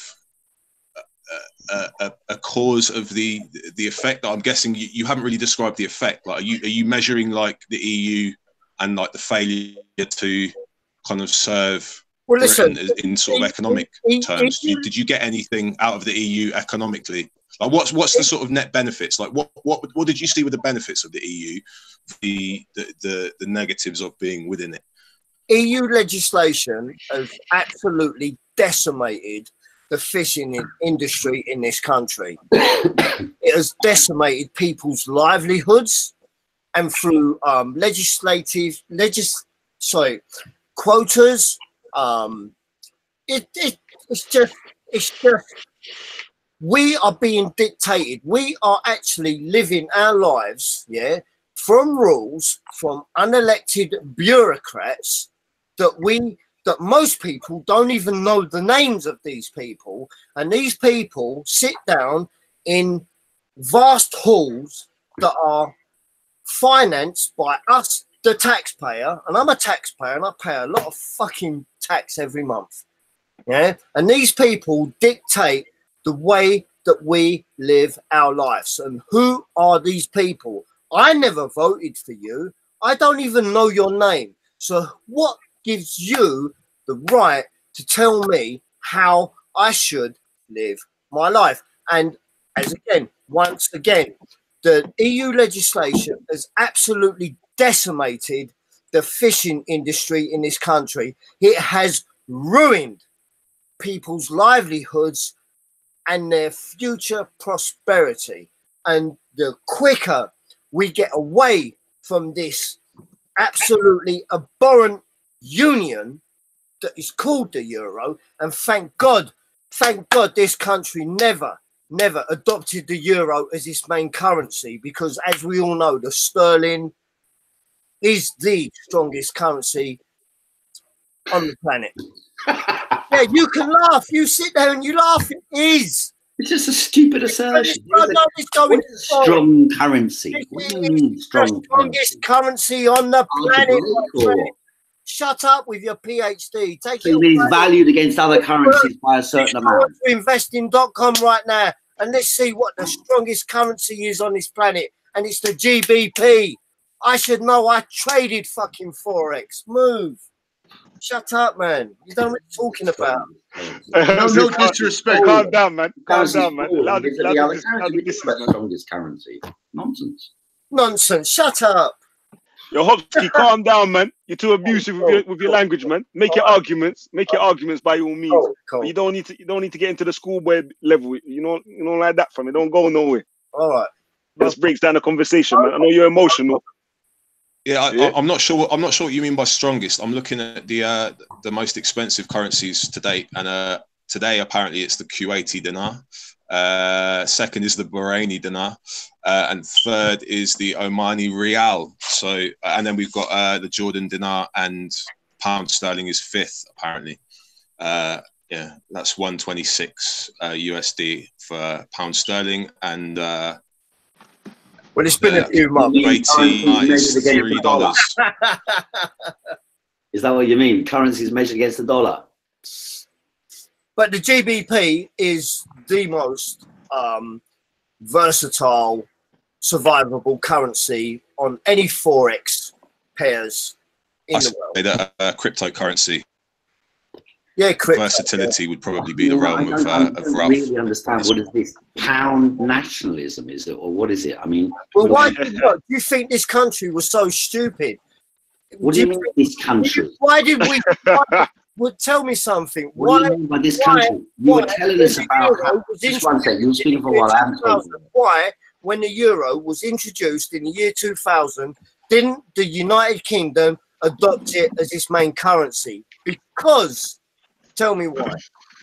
Tell me why. Why is the Queen's head still here? Under the dominance of German capital, Frankfurt. That's why. I mean, that's, you know, it's a position for a national bourgeoisie. What has the euro as a monetary? What has the euro done to enable Germany to export its goods to Italy more easily? Spain, Ireland. What has the euro done? It's enabled Germany to more of its goods to the other European countries. Countries that are without barriers between them. Into perpetual in debt that they will never ever be able to climb out of. True, millions of people in Britain are in debt. Yeah, can I just jump in briefly here? You know, these you seem to imagine there's some sort of superior bureaucratic institutional power in Britain that you've got some control over. You don't have any. Where does 70% of the world's wealth come through? What's that? Where does 70% of the world's wealth, what capital does 70% of the world's wealth channel through? You mean what's the biggest money laundering centre in the world? Answer the question. What capital? Britain is the #1 money laundering centre in the world. This guy Hopkins, he's well behind the curve. Their money and wash it in London, or in the Cayman Islands, or in the other tax havens they've got around the world. Where? Okay. And the reason for that is because Britain, my British people, migrated around the world, arms in hand, conquered large swathes of the world. You mentioned earlier. Okay, guys, if we could just time out Hopsky, can we just time out for a second? Yeah, let's take this guy off. I've had enough of it. Can you just do time out for a second here? Okay, so someone who's actually worked on the capital markets for a large part of their career, let me just clear up a couple of common misunderstandings, right? The most liquid market on the planet by automatic trading is the FX market. So all currencies constantly trade with each other and form a financial currency, fiat currency bucket. No single country, United States or China, can beat the forex market since about the mid-80s. So the capitalist forex traders can short the dollar out of the US government, could be broke if necessary.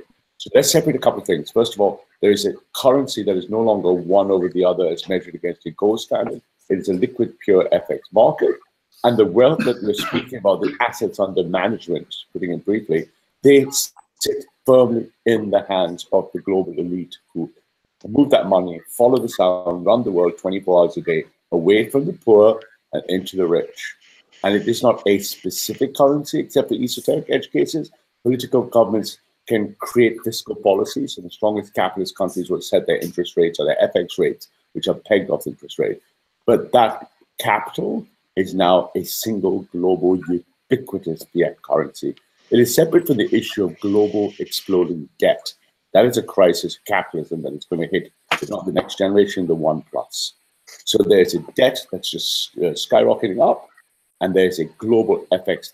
The most technical market is the global FX market, which no single country, organization, or bureaucrat has control over. It is the elite that hold the money in the statistically arbitrage optimal currency. That's what actually happens. The daily global FX trading bubble, I mean, it's the amounts of money we're talking about is phenomenal. At Goldman Sachs, we did 135,000 FX trades a second. It's absolutely phenomenal. There's no human involved. It's a pure. It's multi-derivative, right? So it's just notional amounts, right? It's not real Correct. money. It's actually real money, but it's actually being traded automatically. It's traded in microseconds. 135,000 trades in a minute. Yeah, and that's something that Britain and America is really good at, right? So it's not the country. Nothing to be proud of. It just takes money from elites doing asset under management. It's your pension funds, your hedge funds, your private banks, all that money. Basically, what you got to understand about these financial sectors is kind of a tax, right? Because what happens is all our money goes through the system and they just siphon off their own money. So in Britain, what happens in Britain is that we have a lot of good, intelligent people that go to Oxford and Cambridge, but instead of like working on the country, like working on the trains or working on NHS or engineering, they go in the city and they don't actually add value to the country. They just make money for themselves. So it's a very negative system that actually doesn't benefit the country. It just benefits those establishment people who just get good jobs when they leave university. So it's a very like evil system. I think of it as a kind of evil system. And you know, that's you can capitalism, baby. Presumably, yeah, look, I'm not gonna listen to some guy who doesn't know what he's talking about, right? You know, like this is not a system that's benefiting this country, and you can see, but it's just something. Obviously, that's for a different topic, a different day. But it's pretty clear. If you bring it back to Brexit, Beyond, if you had some points to make. Go on. Well, I mean, in terms of Brexit, you got to understand if we leave the EU, right, we're going to be in the hands of these kind of British establishment types that just want to make money for themselves. And the Brexit thing is a quite interesting topic, right? Because what's the strategy that Britain's going to follow once it leaves the EU? What's Britain's kind of place in the world? What does it see itself as? It hasn't really got a strategy, right? The government, when it did this Brexit process, it didn't have a strategy that when we leave, we're going to be like this type of country and we're going to do this and we're going to go in the world and we're going to do this. It's just like a thing that they don't know what to do. And when they do leave, what they're going to do, they're just going to be like America, and the same status quo is going to continue. Now, Europe has much less of that. It actually has got, like, if you look at Germany, it's like a model country. It's got very small banks. It didn't get hit by the financial crisis. It's got some of the top companies in the world, right? It's doing very well in every way. And now you look at Britain, okay, we've got productivity. Our productivity in Britain is 70% of France, Germany, America. That means that what they do in a week, it takes us like 7 or 6 days to do the amount of work. Because we don't. Financial services. Yo, Obski, let my man talk, man. Yeah, so I just think if we stay in the EU and follow more of the European culture, yeah, it might not be perfect, but it's probably a better thing than just continuing the status quo. And I don't really see a strategy about what these Brexiteers, what do they want? Why do they want to leave the EU? Like, you got two types of Brexiteers, right? You got the working class, and then you got the establishment types. And they don't have much in common, but they're both going to leave. Now, the establishment, they just want control so they can dominate this country, right? And the working class, they don't know what's going on. Imran, that's not true. As a Brexiteer, I want to speak into lots of them. I spoke to Jared Batten today, for example, for a little while. No, we're united in this single thread that unites all of us. We want self-determination. For what reason, though? For what? For self-determination to do what? Because self-determination is a natural political goal. It's what Aristotle would call its fifth self. You know, a man who is not interested in politics is going to be ruled by someone who is. And we do not wish to be governed by the EU. And that is common across every Brexiteer. Well, how come other countries are happy with it? I mean, it doesn't make sense. You haven't given me many reasons for why you want to leave. Because we don't want to be determined by a foreign nation. It's most natural. Imran, if I came to your house today and told you how to run things, would you like it? No, but if you said to me, let's team up. It's a simple question. Let's make a team. If you said to me, let's team up and we'll have. I'm not saying that. I'm not saying team up. I'm not saying team up. I say, what if I came in and tried to run your house? Would you like it? But that's not what the EU doesn't come and tell us what to do. The economy is the EU is a group. Everyone takes part in that. I made the point a little earlier on that the landlord has more control over your life than the European Union, and you just confirmed that, Ralph, by saying what you said. Because what you said was, if I come round to your house and tell you what to do, that is exactly what landlords do. They come not only they come tell you what to do, but they demand a huge amount of money, particularly here in London, a huge amount of money from us for the privilege of doing it, even though it was an Irish building worker who built the building in the 1870s. I don't disagree with that. And these people, because they've got deeds, pieces of paper that say they have the right to own the vast majority of wealth in the country, are able to come round and push you around, tell you what to do. And if they don't get their way, they can go to the courts, they can get the police, and they can come around and boot you out and chuck you on the streets. That's why there are so many people sleeping on the street, because it's a lesson to the rest of you as to where the real power lies. It does not lie in Westminster. It does not lie in Brussels. It lies in the power, the economic structure of power relation in society. And that has not changed and will not change with Brexit. The idea we have self-determination after leaving the European Union is utter rubbish. We have no control over the political process, as you can see now. I agree with you, absolutely. But I was just telling Imran what other people believe. I don't believe that. I would like to seize power. I would like to seize power. I don't believe having Brexit gives us power. I would like to seize power. Sorry, whether people like Brexit or not, or whether they accept it or not, the referendum took place 2 years ago. How do we move to the future? Because Brexit has been decided by 17.4 million people. So arguing about whether we like it or not is completely redundant. It's taking place. What's the next thing that we can do? We can't keep on putting up fences, polarizing society. That's not helping. But hold on. This decision was taken on, in the case of England and Wales, overwhelmingly they voted to leave. However, in the case of Scotland, they overwhelmingly voted to remain.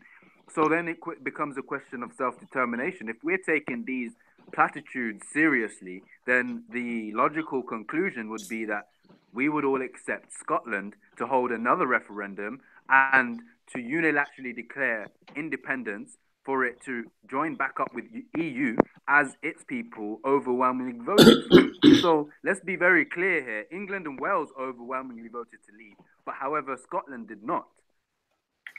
Nobody disputes that, but if you want another referendum in Scotland, that's for the Scottish people to decide. And they haven't made an overwhelming case saying that they want another referendum. So talking about whether they should be able to they have to do it. The SNP was, I think, pushing for it, but it hasn't gone their way so far. So it's up to the Scottish people to decide and make it known to the SNP or to whichever government through devolution in Scotland that they want another referendum. They haven't done that so far. The Scottish people did decide, and they decided to remain a part of the United Kingdom. Yeah, that was before the EU referendum, wasn't it? Yeah, but that doesn't matter. Yeah, of course it matters. Of course they already voted. They already voted to remain a part of the United Kingdom. What if they voted to have another vote?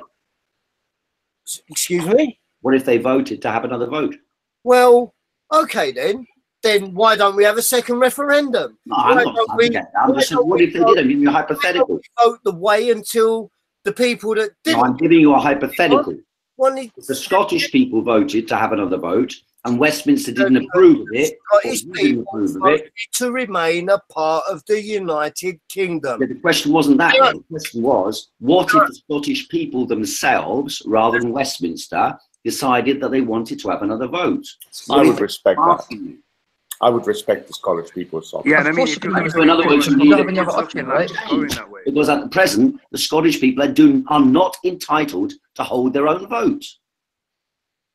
Westminster decides. Yes, this is at this point, it brings up the question of democracy, and we have to ask ourselves the question on what grounds democracy has been defended as a form of government. Democracy changes all over the world. The kind of democracy here is the first past the post system. I mean, if you want something different, then you'd have to push for proportional representation or something else. I think, Heiko, you mentioned it in the park a couple of weeks ago. You talked about a constitutional assembly where people would vote, and they would vote people in who would then put together a constitution, and then people would vote again on that constitution. Could you say more about that? That was I thought it was very interesting. This is going to come up after, no matter what happens now with Brexit, this is going to come up. This is going to be the central core of political debate in the next few years. In my opinion, that's what's going to happen. There's some talk on the part of some people who want to avoid, who want to remain in the European Union, calling it a citizens' assembly, this sort of thing, to create a proposal of what should be put forward. But that's not really a democratic institution. If you really want, and there is an aspiration, which is reflected partly in this sort of generalized discussion about, oh, we're losing this, we're losing that sovereignty, we want our country back and all this sort of thing. Those type of ideas do have within them a core element of this concept of national self-determination and greater democratic control. The problem is it's a delusion. And so in order to transform it from a delusion to reality, you'd have to have some sort of institutional or some sort of democratic structure that allows the people to have a say in what happens to their country, not only about what happens on, in relation to the European Union, but in relation to what happens inside the country. In other words, the power relations that Ralph described a minute ago about someone coming around your door and telling you what to do. So in other words, what power do the people have over the power structures in society, whether it be in Scotland, Wales, England, and Northern Ireland, or and Ireland itself, and whether it be in London and Manchester as cities? How do people decide what type of society they should have? Because people have, the one thing that has happened with Brexit, probably the only positive, semi-positive thing, is that millions of people have engaged in political discussion. And that consequence of that is that they will not be satisfied when, no matter what the result will be, because none of the results, the idea, if Theresa May's deal was passed through even if the European Union accepted Theresa May's deal, people will discover there's basically no change going to happen between what happens on the 29th of March and the 30th of March. Heiko is right on the money. Nothing is going to change. Heiko is right on the money. So as part of all the political activities I'm up to, is I have a constant feed of data coming from Hansard that's important to our databases. Some fascinating statistics to those who don't understand to back up what Heiko says. Just under 90% of all votes in our parliament by 650 MPs go with the whip. So a single MP doesn't even vote their conscience, nor do they represent their one of the 650 squares in the board. They vote with a political party. Of the differential of winning of each of the 650 squares, people win with as little as 25 to 30% of the actual electorate. So this representative democracy is a broken model of governance. It does not serve the people. It serves a small cadre of elite in two predominant political parties in our nation. I think that's a good point, but it just so the future of that must be right. The future that must be a what we like to call democracy 2.0, which is a technocratic form of democracy, just as Heiko pointed out, to the participation levels in the Brexit-related affair, where the people can choose increasingly at local level decision making, direct representation of their views, without having this. I'll pay for this MP for 5 years. He's going to give me whatever package he wants, and I can just deselect him and re-elect him every 5 years. What we want is that. Do we know how to do that? 10 years ago, we couldn't do it technically. Now we can do it technically. Let me give you an example. Every time you go to the browser, you type in a little name in your browser window, 78,000 DNS servers rotate with no central governance, purely distributed, purely bottom-up, and allow your computer internet browsers to find a computer somewhere. So we can now do technical governance, and it needs to be applied to democracy, where the people are sovereign. So I live in the Caliphate of Stepney and Tower Hamlets, overlapping in Hackney and Bow constituency area. I have little to no influence on how Tower Hamlets spends my money, little to no influence how my MP represents myself in Parliament. The absolute political power I have is tiny. All I do is every 5 years or 4 years, I can chuck them out. The same character for another character. What I want is every 6 months, 3 months. But where does my money go in wheelie bins? Does it go to schools? Does it go to my hospital? Does it go to a charity? Those decisions are not in the hands of the people. They'll only be able to get back to the hands of people through democracy 2.0, which must be democratic. I think that's a good point, but it's off topic. No, I hate democracy. Talking about the nature of democracy and proportional representation. I mean, I haven't actually researched that topic, and maybe others haven't. So, have you researched foreign aid and where taxpayers' money is distributed around the earth? Do you have an understanding of that? Yeah, I think that's another topic that's not related to this. So maybe we should keep that for another day. Why the topic was raised, why I raised it certainly, is because the shortcomings of liberal democracy, whatever side of the spectrum you fall upon, has led to the rise of demagogues who are skilled in the art of manipulation, and we're seeing that today, especially around the Brexit debate. Now the question is how the political discussion becomes well informed, because I hear too many times often unresearched tripes being recycled and regurgitated due to the rise of demagogues, which, as I say, is almost like a chink in the armor of liberal democracy, because these demagogues utilize deceit and rhetorical skill to speak to a problem, and this is central to this issue of the EU. The EU is replete with corruption, rampant corruption that's been occurring for a very long time and has been exposed for a very long time.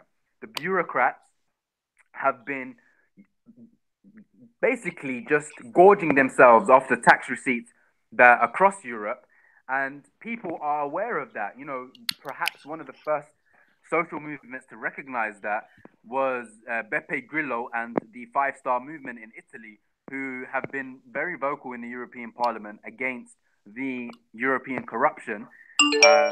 Obviously, Grillo has been moved to the sidelines of the 5-Star Movement, and that is somewhat related. But I'm saying that issue, and also the common agricultural policy and the fisheries policy, which has negatively affected British fishermen and has negatively affected the British agricultural industry. But then again, it's a two-pronged or two-sided situation, in the sense that, you know, on the one hand, it may have negatively impacted it, and we know, and that's been in the mainstream media. But the positive is that, you know, you're definitely, as an agriculturalist, guaranteed payment. You know, like, the reality is the common fisheries policy and the common agricultural policy does pay out to farmers across Europe. So what I'm saying is that the nuance in the conversations have been lost due to the hijacking of the political debate by demagogues. And again, that's a problem of liberal democracy. Could you point to some of those? Have you got any in mind? Jacob Rees-Mogg? I mean, an example of demagoguery. An example of demagoguery working in the UK would be through London mayor elections. When you had Boris Johnson, did he really have anything important to say or do, or was it just his way of promoting himself that made people like him and they voted for him? Because I would say he wasn't really that good a mayor, but he was really good at promoting himself. People liked him and thought he was a good laugh. So that's an example of demagoguery. He didn't actually have any substance, but his personality shone through, and he won the election to become mayor of London. So that's the problem. I mean, it's a very good point, and I think people like Heiko and I can go back in age to remember. I mean, whether you approve of his politics or not, one could easily argue that Neil Kinnock would have made a great prime minister, but he was not electable for purely superficial reasons in the 80s. You remember that, Heiko, don't you? Who? Right? You would think Neil Kinnock. Oh God! Right? He would have been. No, but he would have been a decent left-wing prime minister, but he had no personality or TV. No, but he was rejected for the wrong reason. I know, I'm sure he's far too right-wing for you, obviously. There's another point I wanted to make. I'm not really a Remainer. I was a Leaver before, but I'm not a Remainer at the moment. I don't really mind. But I'm just thinking that you know, this no deal stuff, people don't seem to understand what a massive failure a no deal Brexit is going to be. I mean, you're thinking of Britain, which is expected to be one of the top countries in the world, can't negotiate its way out of Europe from 2 years. And they think that if they go with a no deal, they're going to automatically somehow solve the problem when they start again. Like, you're going to start again. You're going to start again from the same place that you were 2 years ago and think you're going to come to a better, you know, decision, a better, you know. The fact is, if you can't negotiate a solution with the EU after 2 years, that's not saying anything good, and it's not filling people with confidence in your country going forward. But that was a failure, Imran. That was a failure of the Conservative Party. I blame that, put the foot of that entirely at the foot of the Conservative Party. It chose to run its own civil war campaign instead of caring for the people. And we are seeing the result of a civil war in the Conservative Party. But nevertheless, we will leave and fall into WTO. The world markets are priced in a shock. And that's what the people wanted. It's more dangerous. Yeah, look, some people are saying no deal is fine. I know no deal is fine. The point I'm trying to make is that if you actually can't negotiate yourself out of this, it looks like a massive failure to the rest of the world, right? For the Conservative Party, yes, I think it's a national disgrace that the Conservative Party has failed us just because of an internal civil war in the Conservative Party. It's a national disgrace. I would like to. Then why should we be held against the wall and demanded monies? Right. So what do you want to do, Hopsky? What do you want to do in regards to your question? What would you like to do? Leave with no deal.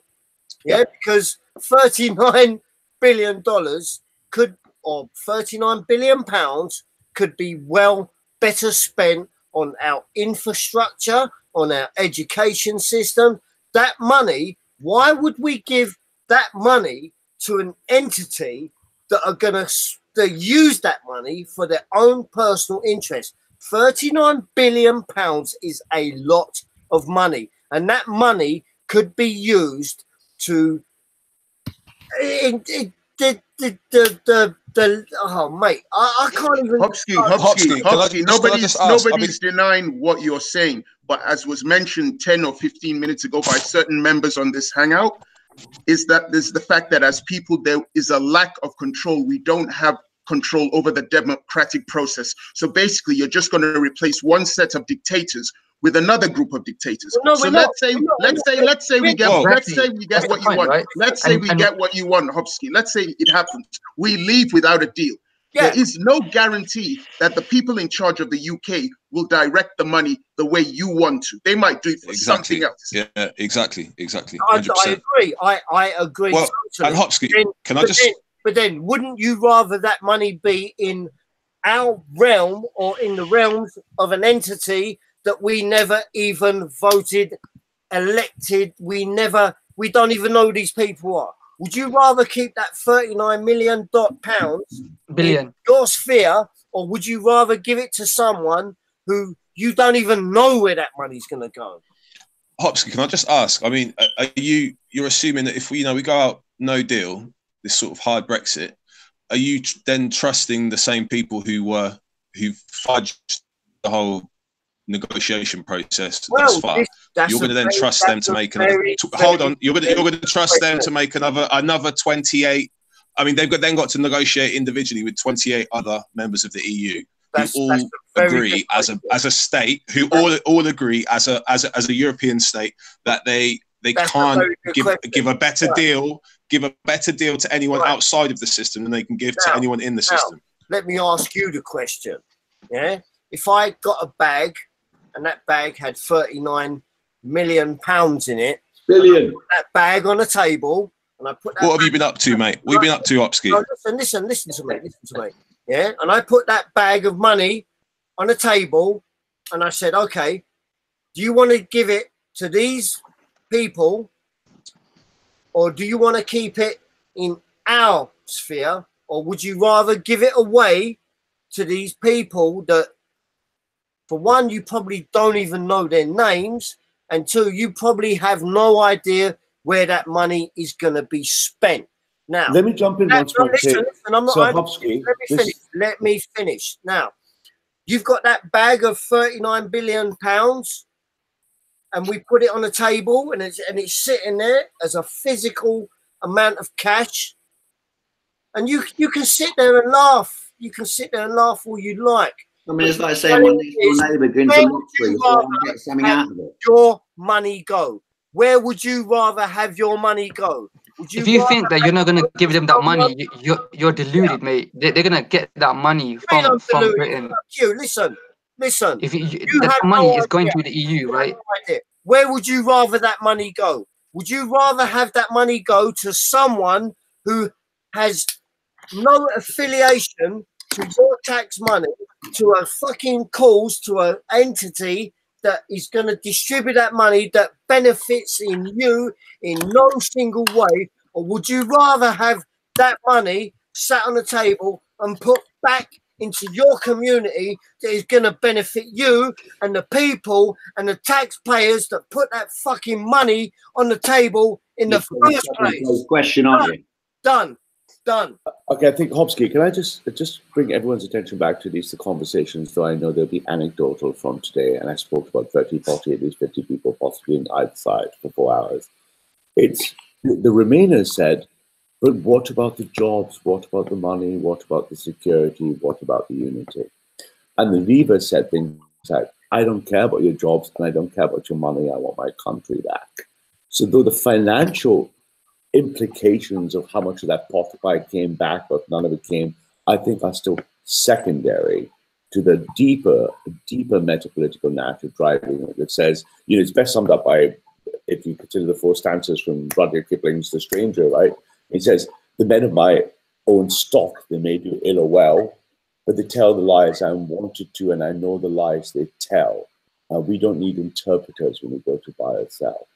So the money that we're speaking about in the transfer is secondary to a deeper principle, deeper, that says we are not going to play that game of structure anymore. And it doesn't matter. The economic arguments are great for Britain. We can make very strong arguments for Brexit. We can make strong arguments against Brexit financially. But they're both subjugated to the argument that we don't want to. We're leaving the band, right? As the band is not going to be the band, right? So when Johnny Marr broke up with Morrissey, there could never be a Smiths. It wouldn't matter. It could just not be a Smiths, right? And that's so how can we define this to kind of romantic nationalism? Oh, because from the right, it's crystal clear to us what's happening, because we don't see the world the same way as non-reactionaries. We see this transition back to a retreat to the Enlightenment, where what I agree completely with Heiko, it is the power discourse and the power narrative and the power differential that will shape the outcome. And the power of the old world is going through yet another, that was a Marxy chap, yet another cycle of that transformation. And the question is, we don't see the future as being in a dialectic. We see it in 3 fundamental forces coming together. We cannot separate ethnicity, religion, and what we'd like to consider liberal Catholic economics. We can't separate the 3. They answer everything for our models. There's nothing breaking it yet. And we have a lot, as you'd like to appreciate, Dan, a lot of highly mass weaponized autistic people working on things like that. We don't see any breaks yet. We see this power differential needs to be resolved, and one of 2 sides is going to win it. The binary one, which is the global elites keep everything else, the pure Marxian dream, either they take over the control of the top or the revolution, or we will win it by returning to strong ethno-national states, breaking globalization using tariffs, breaking the global supply chain using transnational taxation, breaking the immigration pattern using strong borders, and reconstructing a hierarchical world. Okay, with the white guys on top, right? With the white guys on top, and Ralph on the side. On top. No, with the first Ralph, you're deluded, man. Come on, man. Let's be serious, right? Let's not talk about ethnocentrism. A cursory look at the political polls will tell you I'm not delusional. You're behind the curve. One thing I will say, okay, so there's I think it's a Zizek, sorry, quote, no ethnic cleansing without poetry. And typically these nationalist movements that have ended in particularly bloody outcomes have all sort of lent on a particular mythology of poetry, this sort of soft idea to implant in the masses. And I think you moved to, but I can't quite see the poetry in this technocratic vision of the world. It doesn't seem romantic. It doesn't seem poetic. It seems the opposite. And I don't know if that captures the granularity of the culture and things, that Hopsky might consider to be British. For example, I mean, is British supporting Arsenal or is it supporting Manchester United? Is British supporting, you know, there's lots of different resolutions we can look at this at, but I think out of this chaos, Ralph kind of, it's like a revenge of the geek. Are we going to protect the geek, or are we going to allow the masses to consume the geek? And I mean, I would remind the geek that the geek is a part of the crowd as well. And if everything does go down, then all the technology goes as well. So the metrics and everything are very interesting, but I would still say it's a kind of an autistic resolution of the world that doesn't capture the nuance. And this goes back to the solutions. And I think you offered a solution before. But I mean, this is assuming that everyone still has access to smartphones and the proletariat don't start to pull down the 5G apparatus, you know?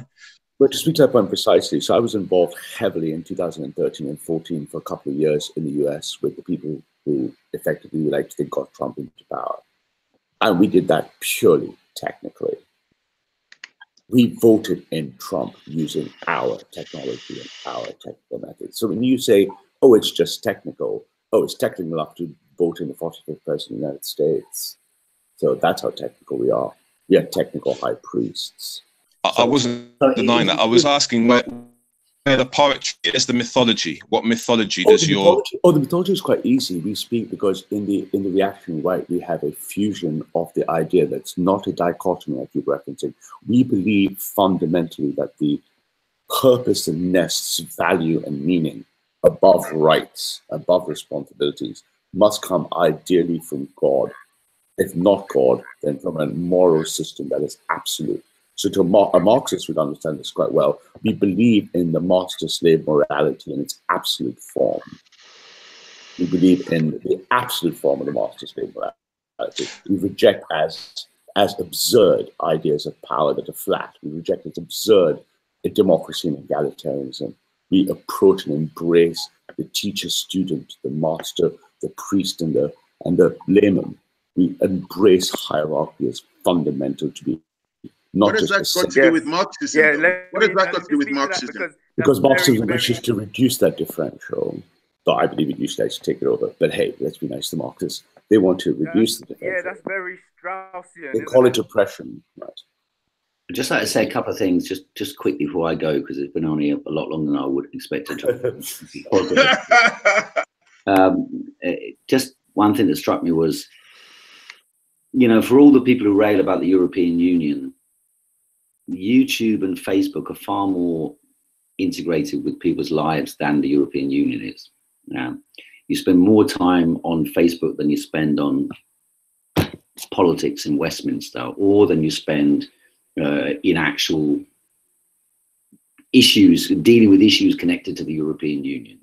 And as we know, as Ralph has just talked about, you know, Bannon and Co. and Cambridge Analytica were integral to trying to turn the direction of elections and of politics through, you know, psychometric analysis and all these sort of type of things that they've been trying to work out. Whether they've worked actually in detail, I don't know. The point being, though, that there is a global integration of the world created by the technologies that we're using right now, and created by the technologies that have been developed by the US state, effectively to lay the foundations for global intercommunication. And that global intercommunication is, again, one of the fundamental contradictions of the existing order of the world today.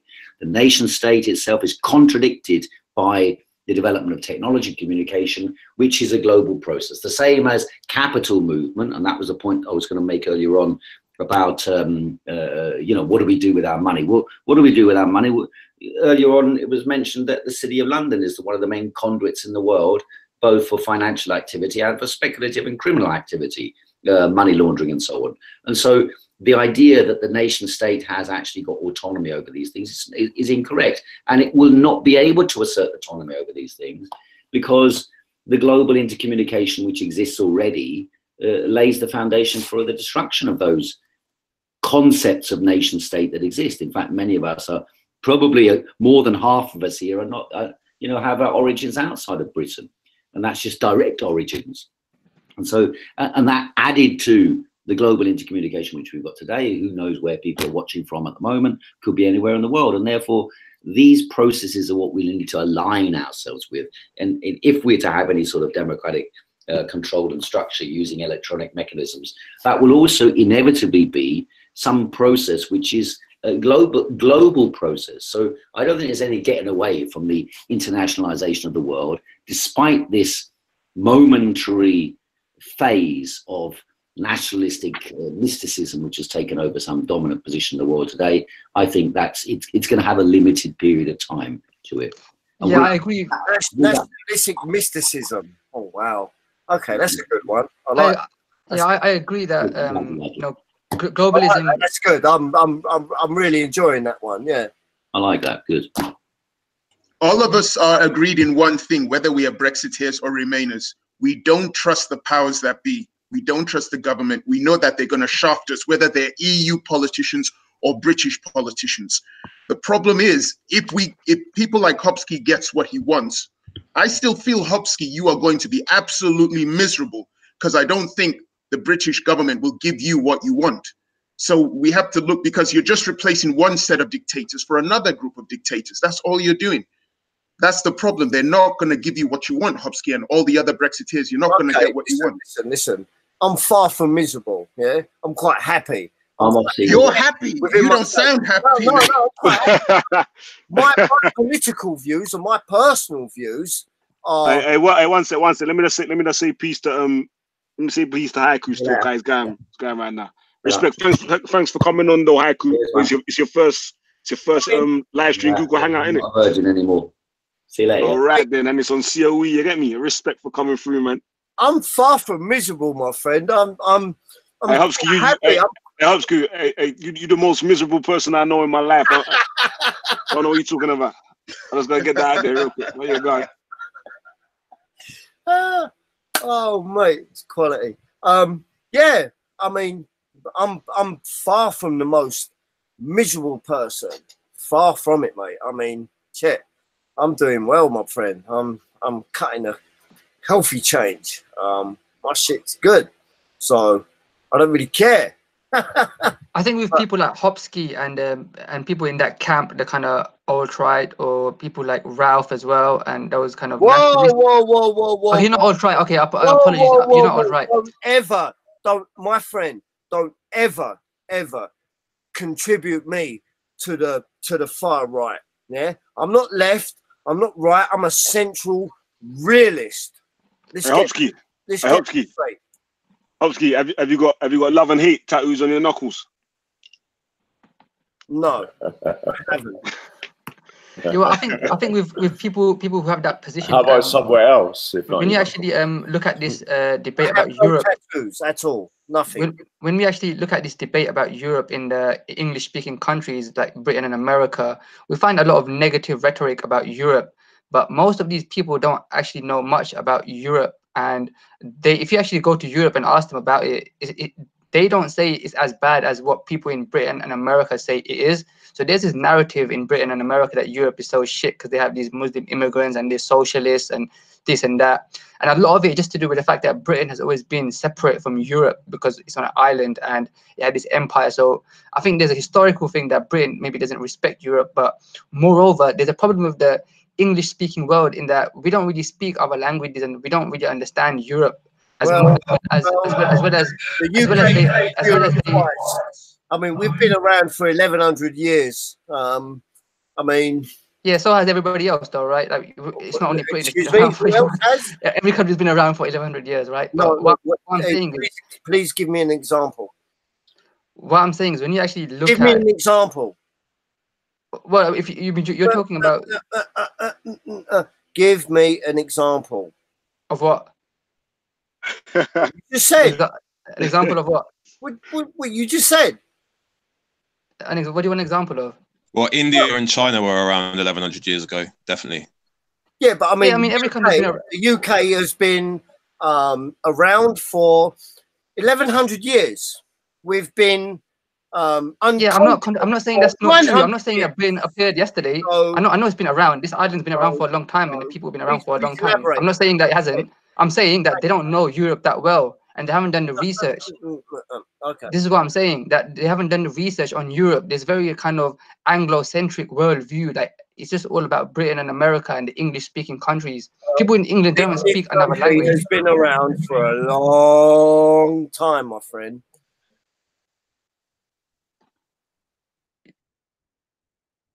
Well, yeah, that's the point I was making anyway, that there's just a lack of knowledge about Europe in Britain. So I don't know what you guys think about that. There's a lack of knowledge for everything politically. Even if people try and vote in local elections, by-elections, general elections, there's a lack of political knowledge. You could say that maybe in the future you want politics to be taught at schools, so that by the time that's what I wanted to ask. I mean, can anyone tell me how many? No, Hopsky, I don't want to change the subject again. I want Witness to finish saying what you're saying, and I want to ask you something on the back of it. Yes, I was thinking that maybe we should have a system where kids are taught from primary school, about politics, so that by the time they reach the age to vote, they're able to know how the whole thing works. And the reason I say this is because I believe in the book that I read called The Republic by Plato. And in there, Socrates talks to a particular man called, I think his name Ozymandias. And Ozymandias loves democracy. And of course, democracy exists in Athens. And Socrates can't stand democracy. And he asks Ozymandias, if you are on a ship going to a particular land, who would you want running the ship? Would you want people who have experience in seafaring, or would you want any old Tom, Dick, and Harry running the ship? So Ozymandias says, I want people who have experience running the ship. Then he says, good. So Socrates says, so why is it that within democracy, we think that any old Tom, Dick, and Harry can take part in voting and put the right person in position, especially since they become subject to demagoguery and they're too ignorant in understanding how the political systems works. As Beyond Atheism just mentioned, there are people who voted for the whole European thing, but they don't fully understand what's going on in Europe. So I'm just proposing that we have a system of education in this country where it's part of the national curriculum, where kids are taught about politics from a basic level, then intermediate level. Then when they reach the age to vote, they're clued up on voting, and so they can walk into the polling station and vote properly and not fall to demagoguery or any old rubbish. Basically, that's what I'm saying. I'm with that because I was thinking, like you basically said it still. What good is democracy if the people who are voting are ignorant? Absolutely. And I'd build on that and saying you could do it by education to give everyone the best chance of it. But just like you wouldn't, for example, let a person who wants to and loves the idea of flying a plane fly a plane, you could also consider the fact that maybe you need to go through an exam before you have the right to vote. Do you think it's deliberate, the political awareness level of most people? Do you think that there's some... I don't really like doing the conspiracy theory type thing, you know. It's not conspiracy theory. If you look at the OECD polling for the last 40 years, it's crystal clear. The single reason given in every developing developed country of why people don't vote is they think their vote doesn't count. I mean, politics. Consistently for the last 45 to 50 years, people don't vote because they think their vote doesn't count. So this disenfranchised population, it's a small percentage of people who actually vote. They get to elect these people effectively, systemically corrupt, to decide things for all of us. The system is broken, it's technically inefficient, and the people don't participate correctly. They think their vote. So they think their vote don't count. That's the reason you ask people why they didn't vote, and that's the reason for 45 years consistently. I'm arguing for their interest in politics, though. I'm saying, are they even interested in politics? Correct. No, my point is building on yours. I'm saying if you don't even bother voting, I don't believe you should have the vote. Yeah, but politics is taken away from you. Politics is never taught in schools. Yeah. Politics is an ideal that you have to decide for yourself as an adult. It's not something you are taught. It's not something that's part of the national curriculum that you are taught in schools. But there's nothing. That's not taught in like social media and all of these things. Like Haiku was saying earlier, we spend a lot of time on social media, but we're not taught that in school. Is there something that we like?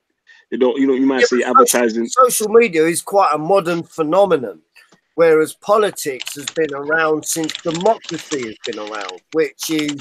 But in terms of the impact that it has on our life, I would say politics is up there, in it. Like it's very. Of course, I agree, Leon. I agree. I'm wondering where the disconnect is to our personal interest in the political process. But it's I don't understand why it's like that. Leon, it's not something that we're taught in school.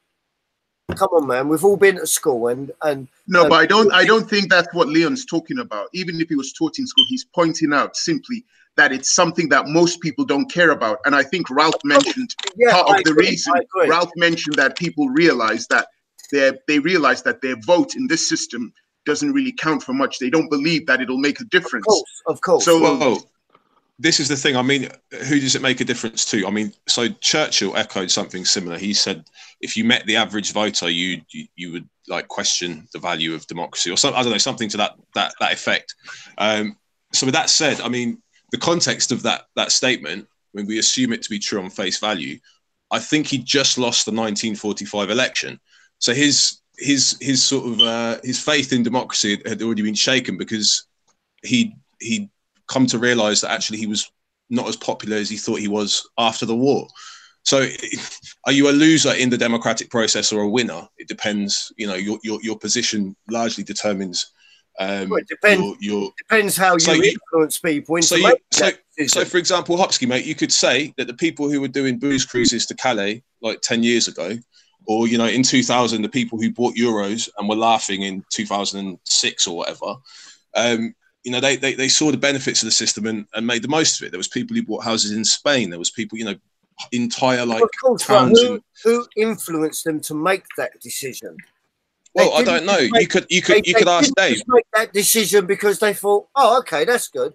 They must have had but Hopsky, mate, hang on. No, but there must have been something that influenced them to make that decision.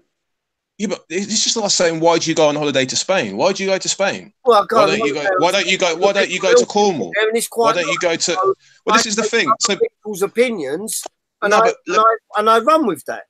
All right, so let me just say, as a consequence of hold on, I'm just going to say, as a consequence of being in the EU with lower price air travel, all sorts of other things, we notice phenomena like people going on holiday, low cost holidays to Europe. This was a benefit of being in Europe. As a result, our domestic like holiday industry, caravan parks, that sort of thing, going to Blackpool, going to Bognor Regis, all of that's like gone out the window. No one goes to these places. They're sink sort of cultural voids at the moment. So that's our fault. This is one of my key contentions.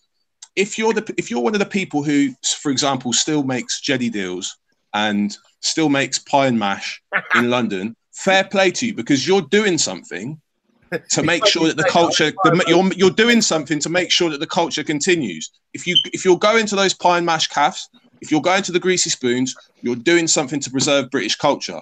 If you don't do that, if you go to the trendy hipster fucking flat white mocha latte cafe down the road that serves Parisian croissants and all sorts of other fancy European bollocks, like you're not doing a service to your neighbor. So that there's a whole thing. Are we losing culture? Because I mean, you can't just participate. You have to produce culture. It doesn't just exist to be participated in. And if that was the case, you just end up with this sort of Chinese whisper. That's what I think our ancestors used to do. This is what makes me different to all of these people, because I, for one, do not. All right, as I said yesterday, I went and had pie and mash, and it was like quite a great experience because I hadn't had pie and mash in quite a long time, and I got a double pie and mash, and I had some liquor, I had some vinegar, I had some pepper, and yeah, I like proper. But that's not. I don't do that every day. I don't do. And when I go on holiday, my holiday destinations are far from the maddening crowd. Yeah, I don't go to Ibiza. I don't go to Spain. Yeah, I choose much more different, exotic, and far-flung places to enhance my holiday experience. You understand what I'm saying? I go to. My wife is Thai. Yeah, I'm married to a Thai woman. Yeah. You understand what I'm saying? So no, I have no idea what it's like to be married to a Thai woman, so I can't really. I think he's saying he goes to Thai for holiday, right? You go to Thailand for holiday, isn't it? No, I don't go Thailand for a holiday.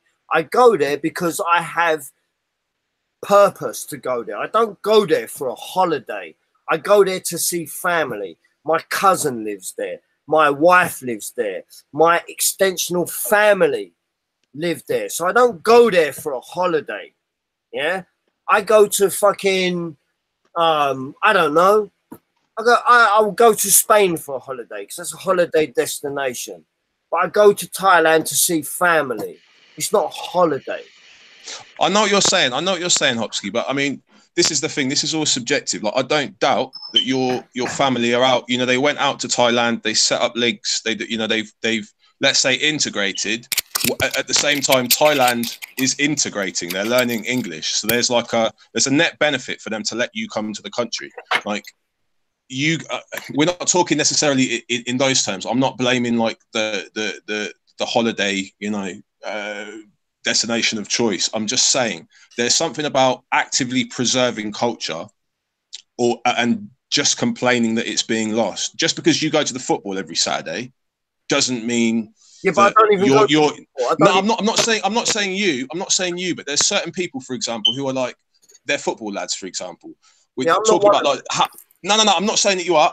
We're just talking about, you know, hypothetical. So, you know, a lot of these people, their kind of nationalism is like is referenced from a place of kind of tribalism. They understand themselves in opposition to another tribe. Like football and the psychology behind it and the tribalism is kind of quite interesting.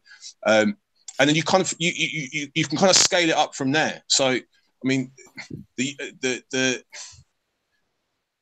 don't know what they're doing actively, apart from opposing a potentially threatening culture to actually to sort of reinforce and reproduce their own culture. This is the key thing. So people keep talking about, you know, the projected population, where we're going to grow, and whether or not, you know, white Europeans are going to be outbreeded. Well, I would argue that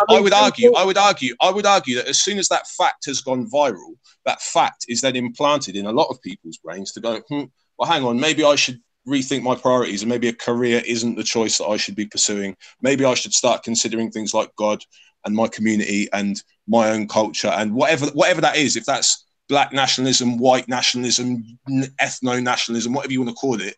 At the end of the day, as long as people can function within, like, if we're assuming this ethno-state model kind of goes down and everyone just kicks everyone out, go back to your own country, they're going to kick your family out, Hopsky, and your wife's going to get kicked out of the UK. Do you know what I mean? Of course. Can we not concentrate on this whole cultural ethno-nationalist thing? I'm just going to put two propositions out there as solutions for the future.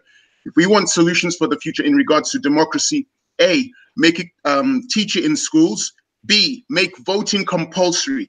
That way, if most people choose not to vote and they void their vote in the polling stations, it will affect politics and it will affect the politicians, because they will see hundreds of thousands of people voiding their vote and they will have to listen. So make voting compulsory, and make it also compulsory that it is part of the educational national curriculum to teach people about politics. I agree. But then I'm going to say something now that you might disagree with, but I actually think that every citizen of a country should, at the right age, and that be 16 or 18. How does that help? Can you please explain, how does national service How does that help? Okay. Hey guys, sorry to interrupt this to say, I'm going to be out to bail soon, chaps. So if you had anything for me or anything else, just because I've got other stuff to put in. Oh yeah, sorry. I just wanted to say one thing. What you call yourself right racialism, it's a load of bollocks. It's no different from having a toilet paper that you use to wipe your ass. So that's all I have to say. I take that as a very deep critique, and I'll sleep on it. I'll consider this intellectual. No, I think national service and conscription. All right, chaps. So thanks very much, guys. I'm gonna like wander off. I respect Ralph for coming on. Ralph, you don't know. Thank you, Ralph. We're gonna have a debate sometime, yeah, Ralph. Thank you very much for coming, Ralph. It was a pleasure talking to you. Yeah, hang on the comment section for a little bit. No, I think that national conscription and national service is a good idea, because it enables the civilian population to take up arms and be able to defend themselves. Yeah, but mate, the sort of utility of taking up arms, that's like the last resort. I mean, I think something that, let me just clarify. So I think I agree with what you're saying. I think national service is there's net benefits to it. I think it entirely depends on who's in charge at the time you're in national service. You'd hope that there's like a rational, sane leader and not like a crazed dictator. But generally, I think the utility of national service is picking, young people and giving them a sense of civic responsibility. So it can be stuff like, when there's a snowstorm, we have them out. We have them out in the roads, gritting the roads, helping old ladies out of their cars. I mean, there's all sorts of ways to utilize. Do you know what I mean? So this is why I'm not scared by ideas like national service. If you look at countries like Finland and Finland. I just wanted to say to all of you, content over everything. Thanks for having me on. I enjoyed my time. It was a pleasure talking to you, Hopsky, to you now and beyond atheism. Take care and goodbye. Big up, Witness. Respect, man. Yeah, respect, Witness. Always a pleasure and never a chore.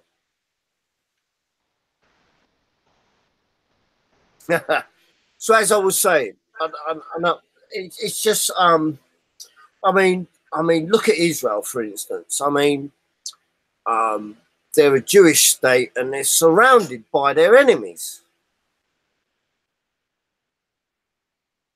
Are we still on? Yeah, still here. Yeah, no, I agree. I mean, I think that's a more direct or a more immediate sense of utility. The need is more apparent.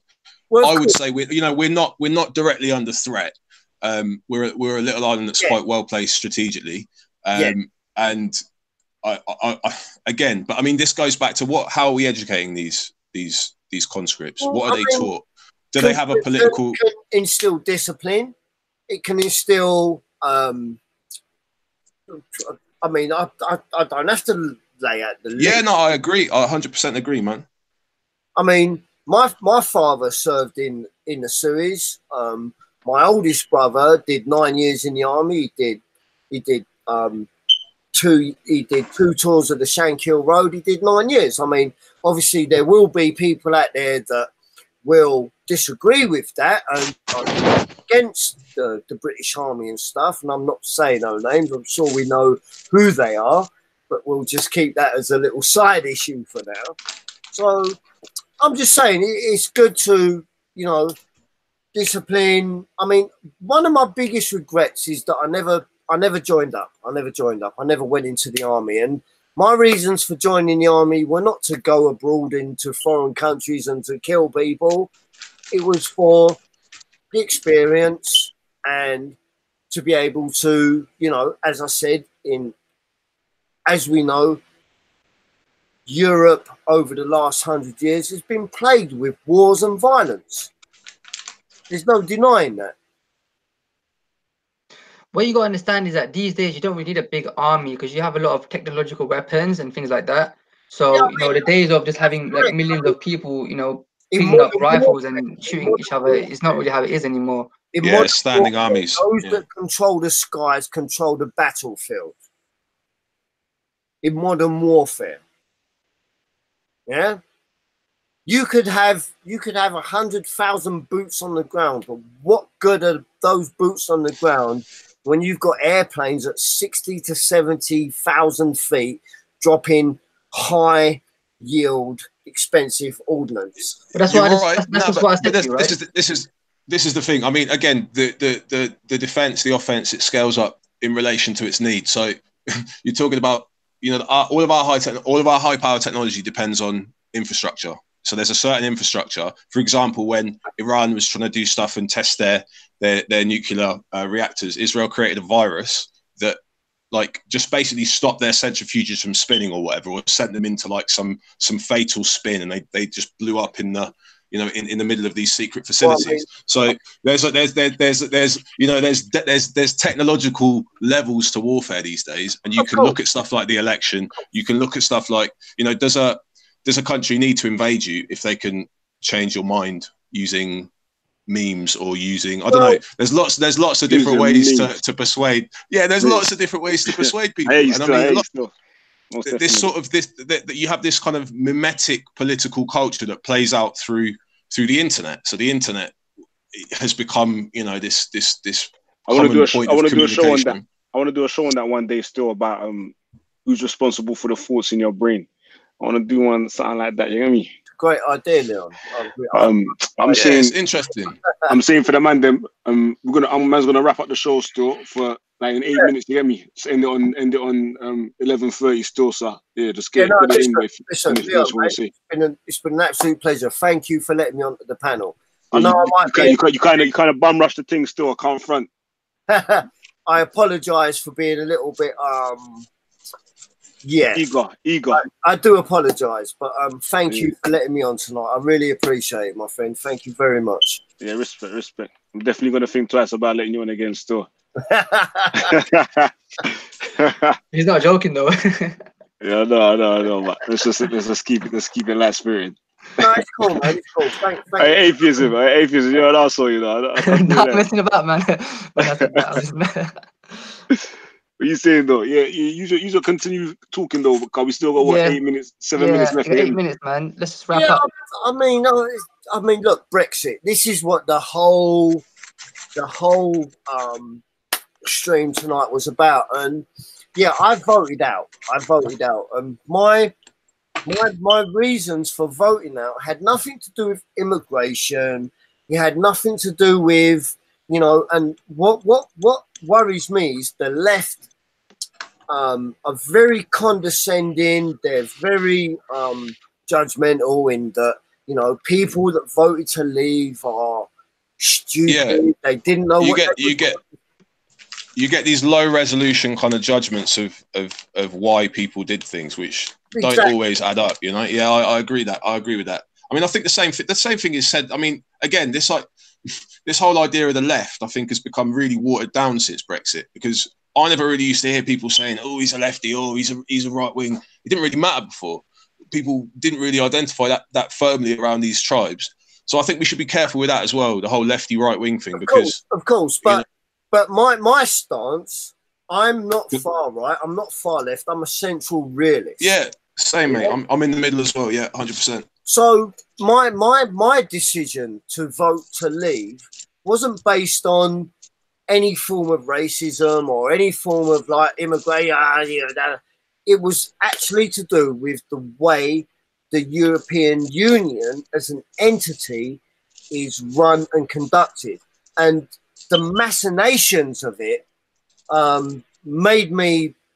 That was what drove me to vote out. It's got nothing to do with immigration. It's got nothing to do with religion or all these other I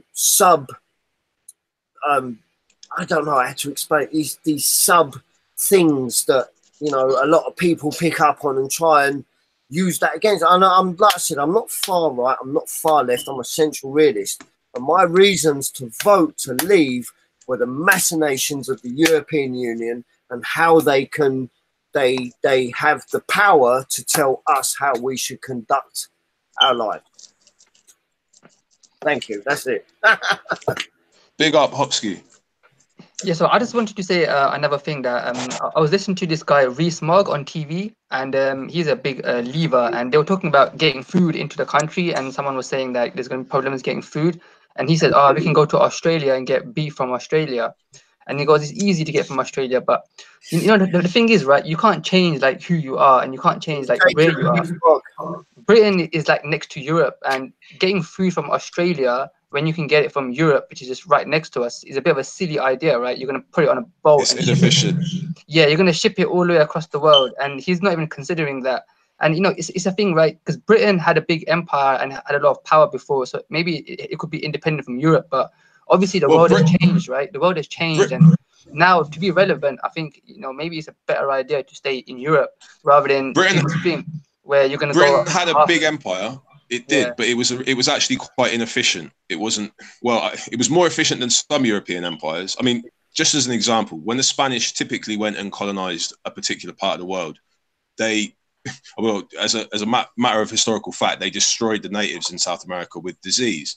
And what they found was that afterwards, they didn't have a workforce, a native workforce that they could depend on to extract the resources that they'd found and get it back to Spain. Whereas when the British went places, they just kind of created the infrastructure and ensured a level of efficiency. But by the end of the empire, it was so inefficient. There was so much bureaucracy, so many different layers. The core communicating with the periphery, making sure that all the governors were in line with what was happening in Parliament. With the internet, it might have run slightly better, but with the forms of technology that we had at the time, it was actually really inefficient. I don't know whether or not this technocratic EU is the solution to the problems, but I think we're still seeing. Sorry, carry on. Decline of the British Empire was quite inevitable, really. So the British, in their infinite wisdom, thought, okay, how else can we dominate other than borders? So we went down the financial route. And that's how the UK, even today, although the old empire is gone and it's diminished, the United Kingdom rules financial services across the world. It does. It does. 70% of the world's wealth passes through London and the Cayman Islands. Yeah, but that's not really a good thing, though, is it? Really? Well, it is. Well, I mean, it is, because we're smart and we know what we're doing. So, sorry. Yeah, I'm not too sure about that. I mean, what about the recession that happened a few years ago? Huh? What about the recession that happened 10 years ago? Well, it's not been very good, is it? Well, it happened 10 years ago, and I mean, where are we at there? We're still good. So, okay. Why do you think England never adopted the euro as its currency? Because we knew, and we're smart, because the euro as a currency has ruined Greece, it's ruined Spain, it's ruined Ireland, and it's going to continue to ruin every other 27th member state.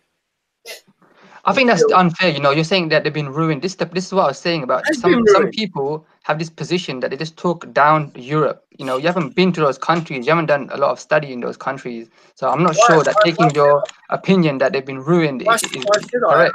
I garner all the information I need from all the news channels and not the mainstream media. But you must understand that the euro, it's like socialism. What about all those towns outside London in up north? They've been ruined as well, right? Why don't you talk about that? Right, okay. Why don't you talk about that? All those industrial towns that have been ruined. Answer me this question.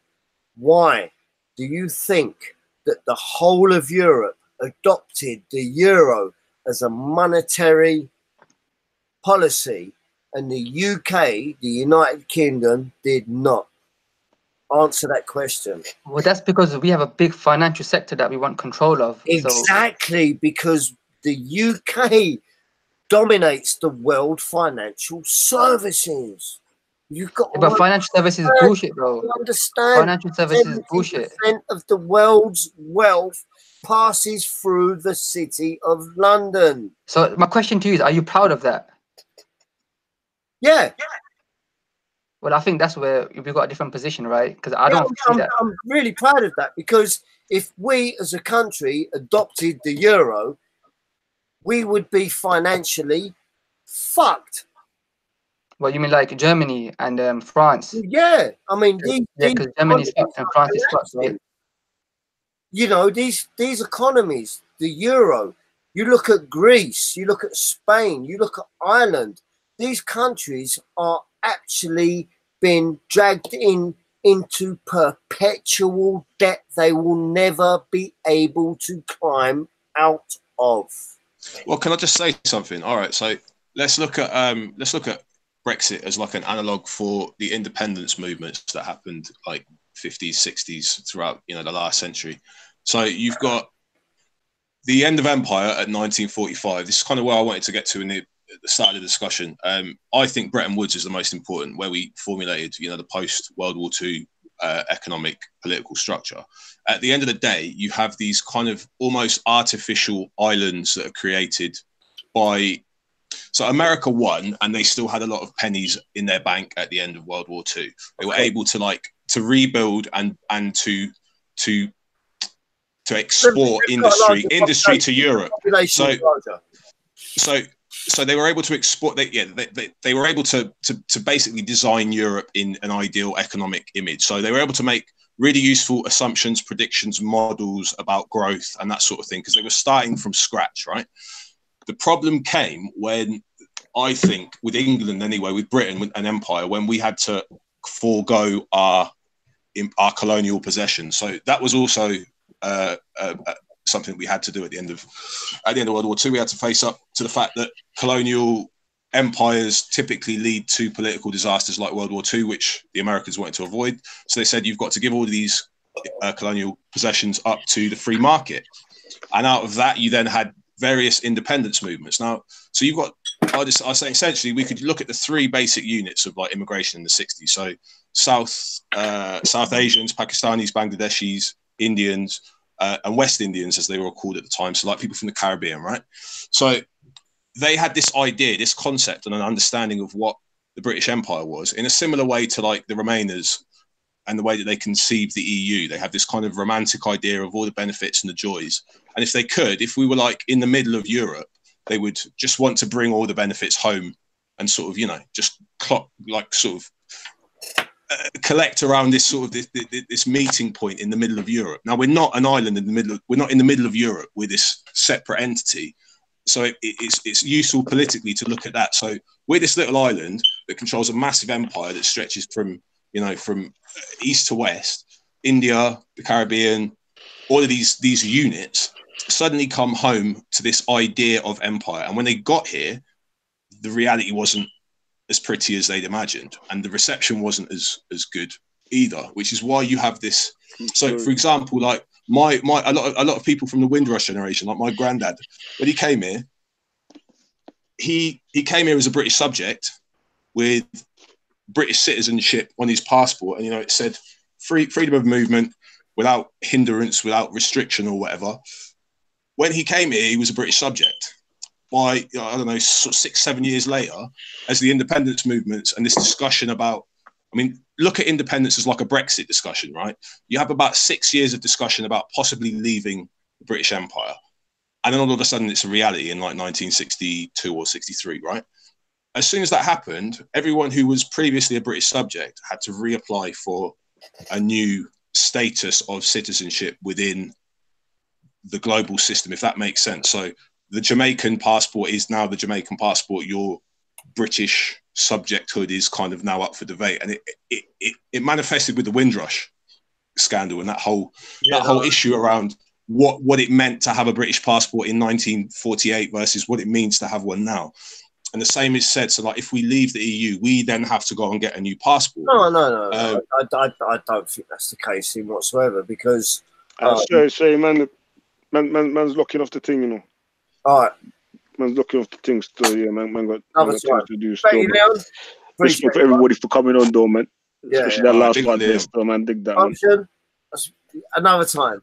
Big up, Hopsky. Respect, man. Big up, COE. Yeah. Thank you, respect, man. Thank you, everyone on the panel. It's been good. Thank you very much. Yeah. I respect all of the listeners as well, all the people in the comment section making the comments and that. Peace to everybody that came on the show throughout the duration of the show. Yeah, that's it, man. COE, we out. Peace. Thank you, Leon. Contact over everything. Oh, yes.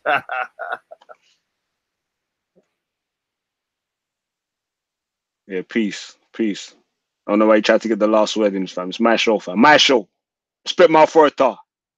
We out. COE done.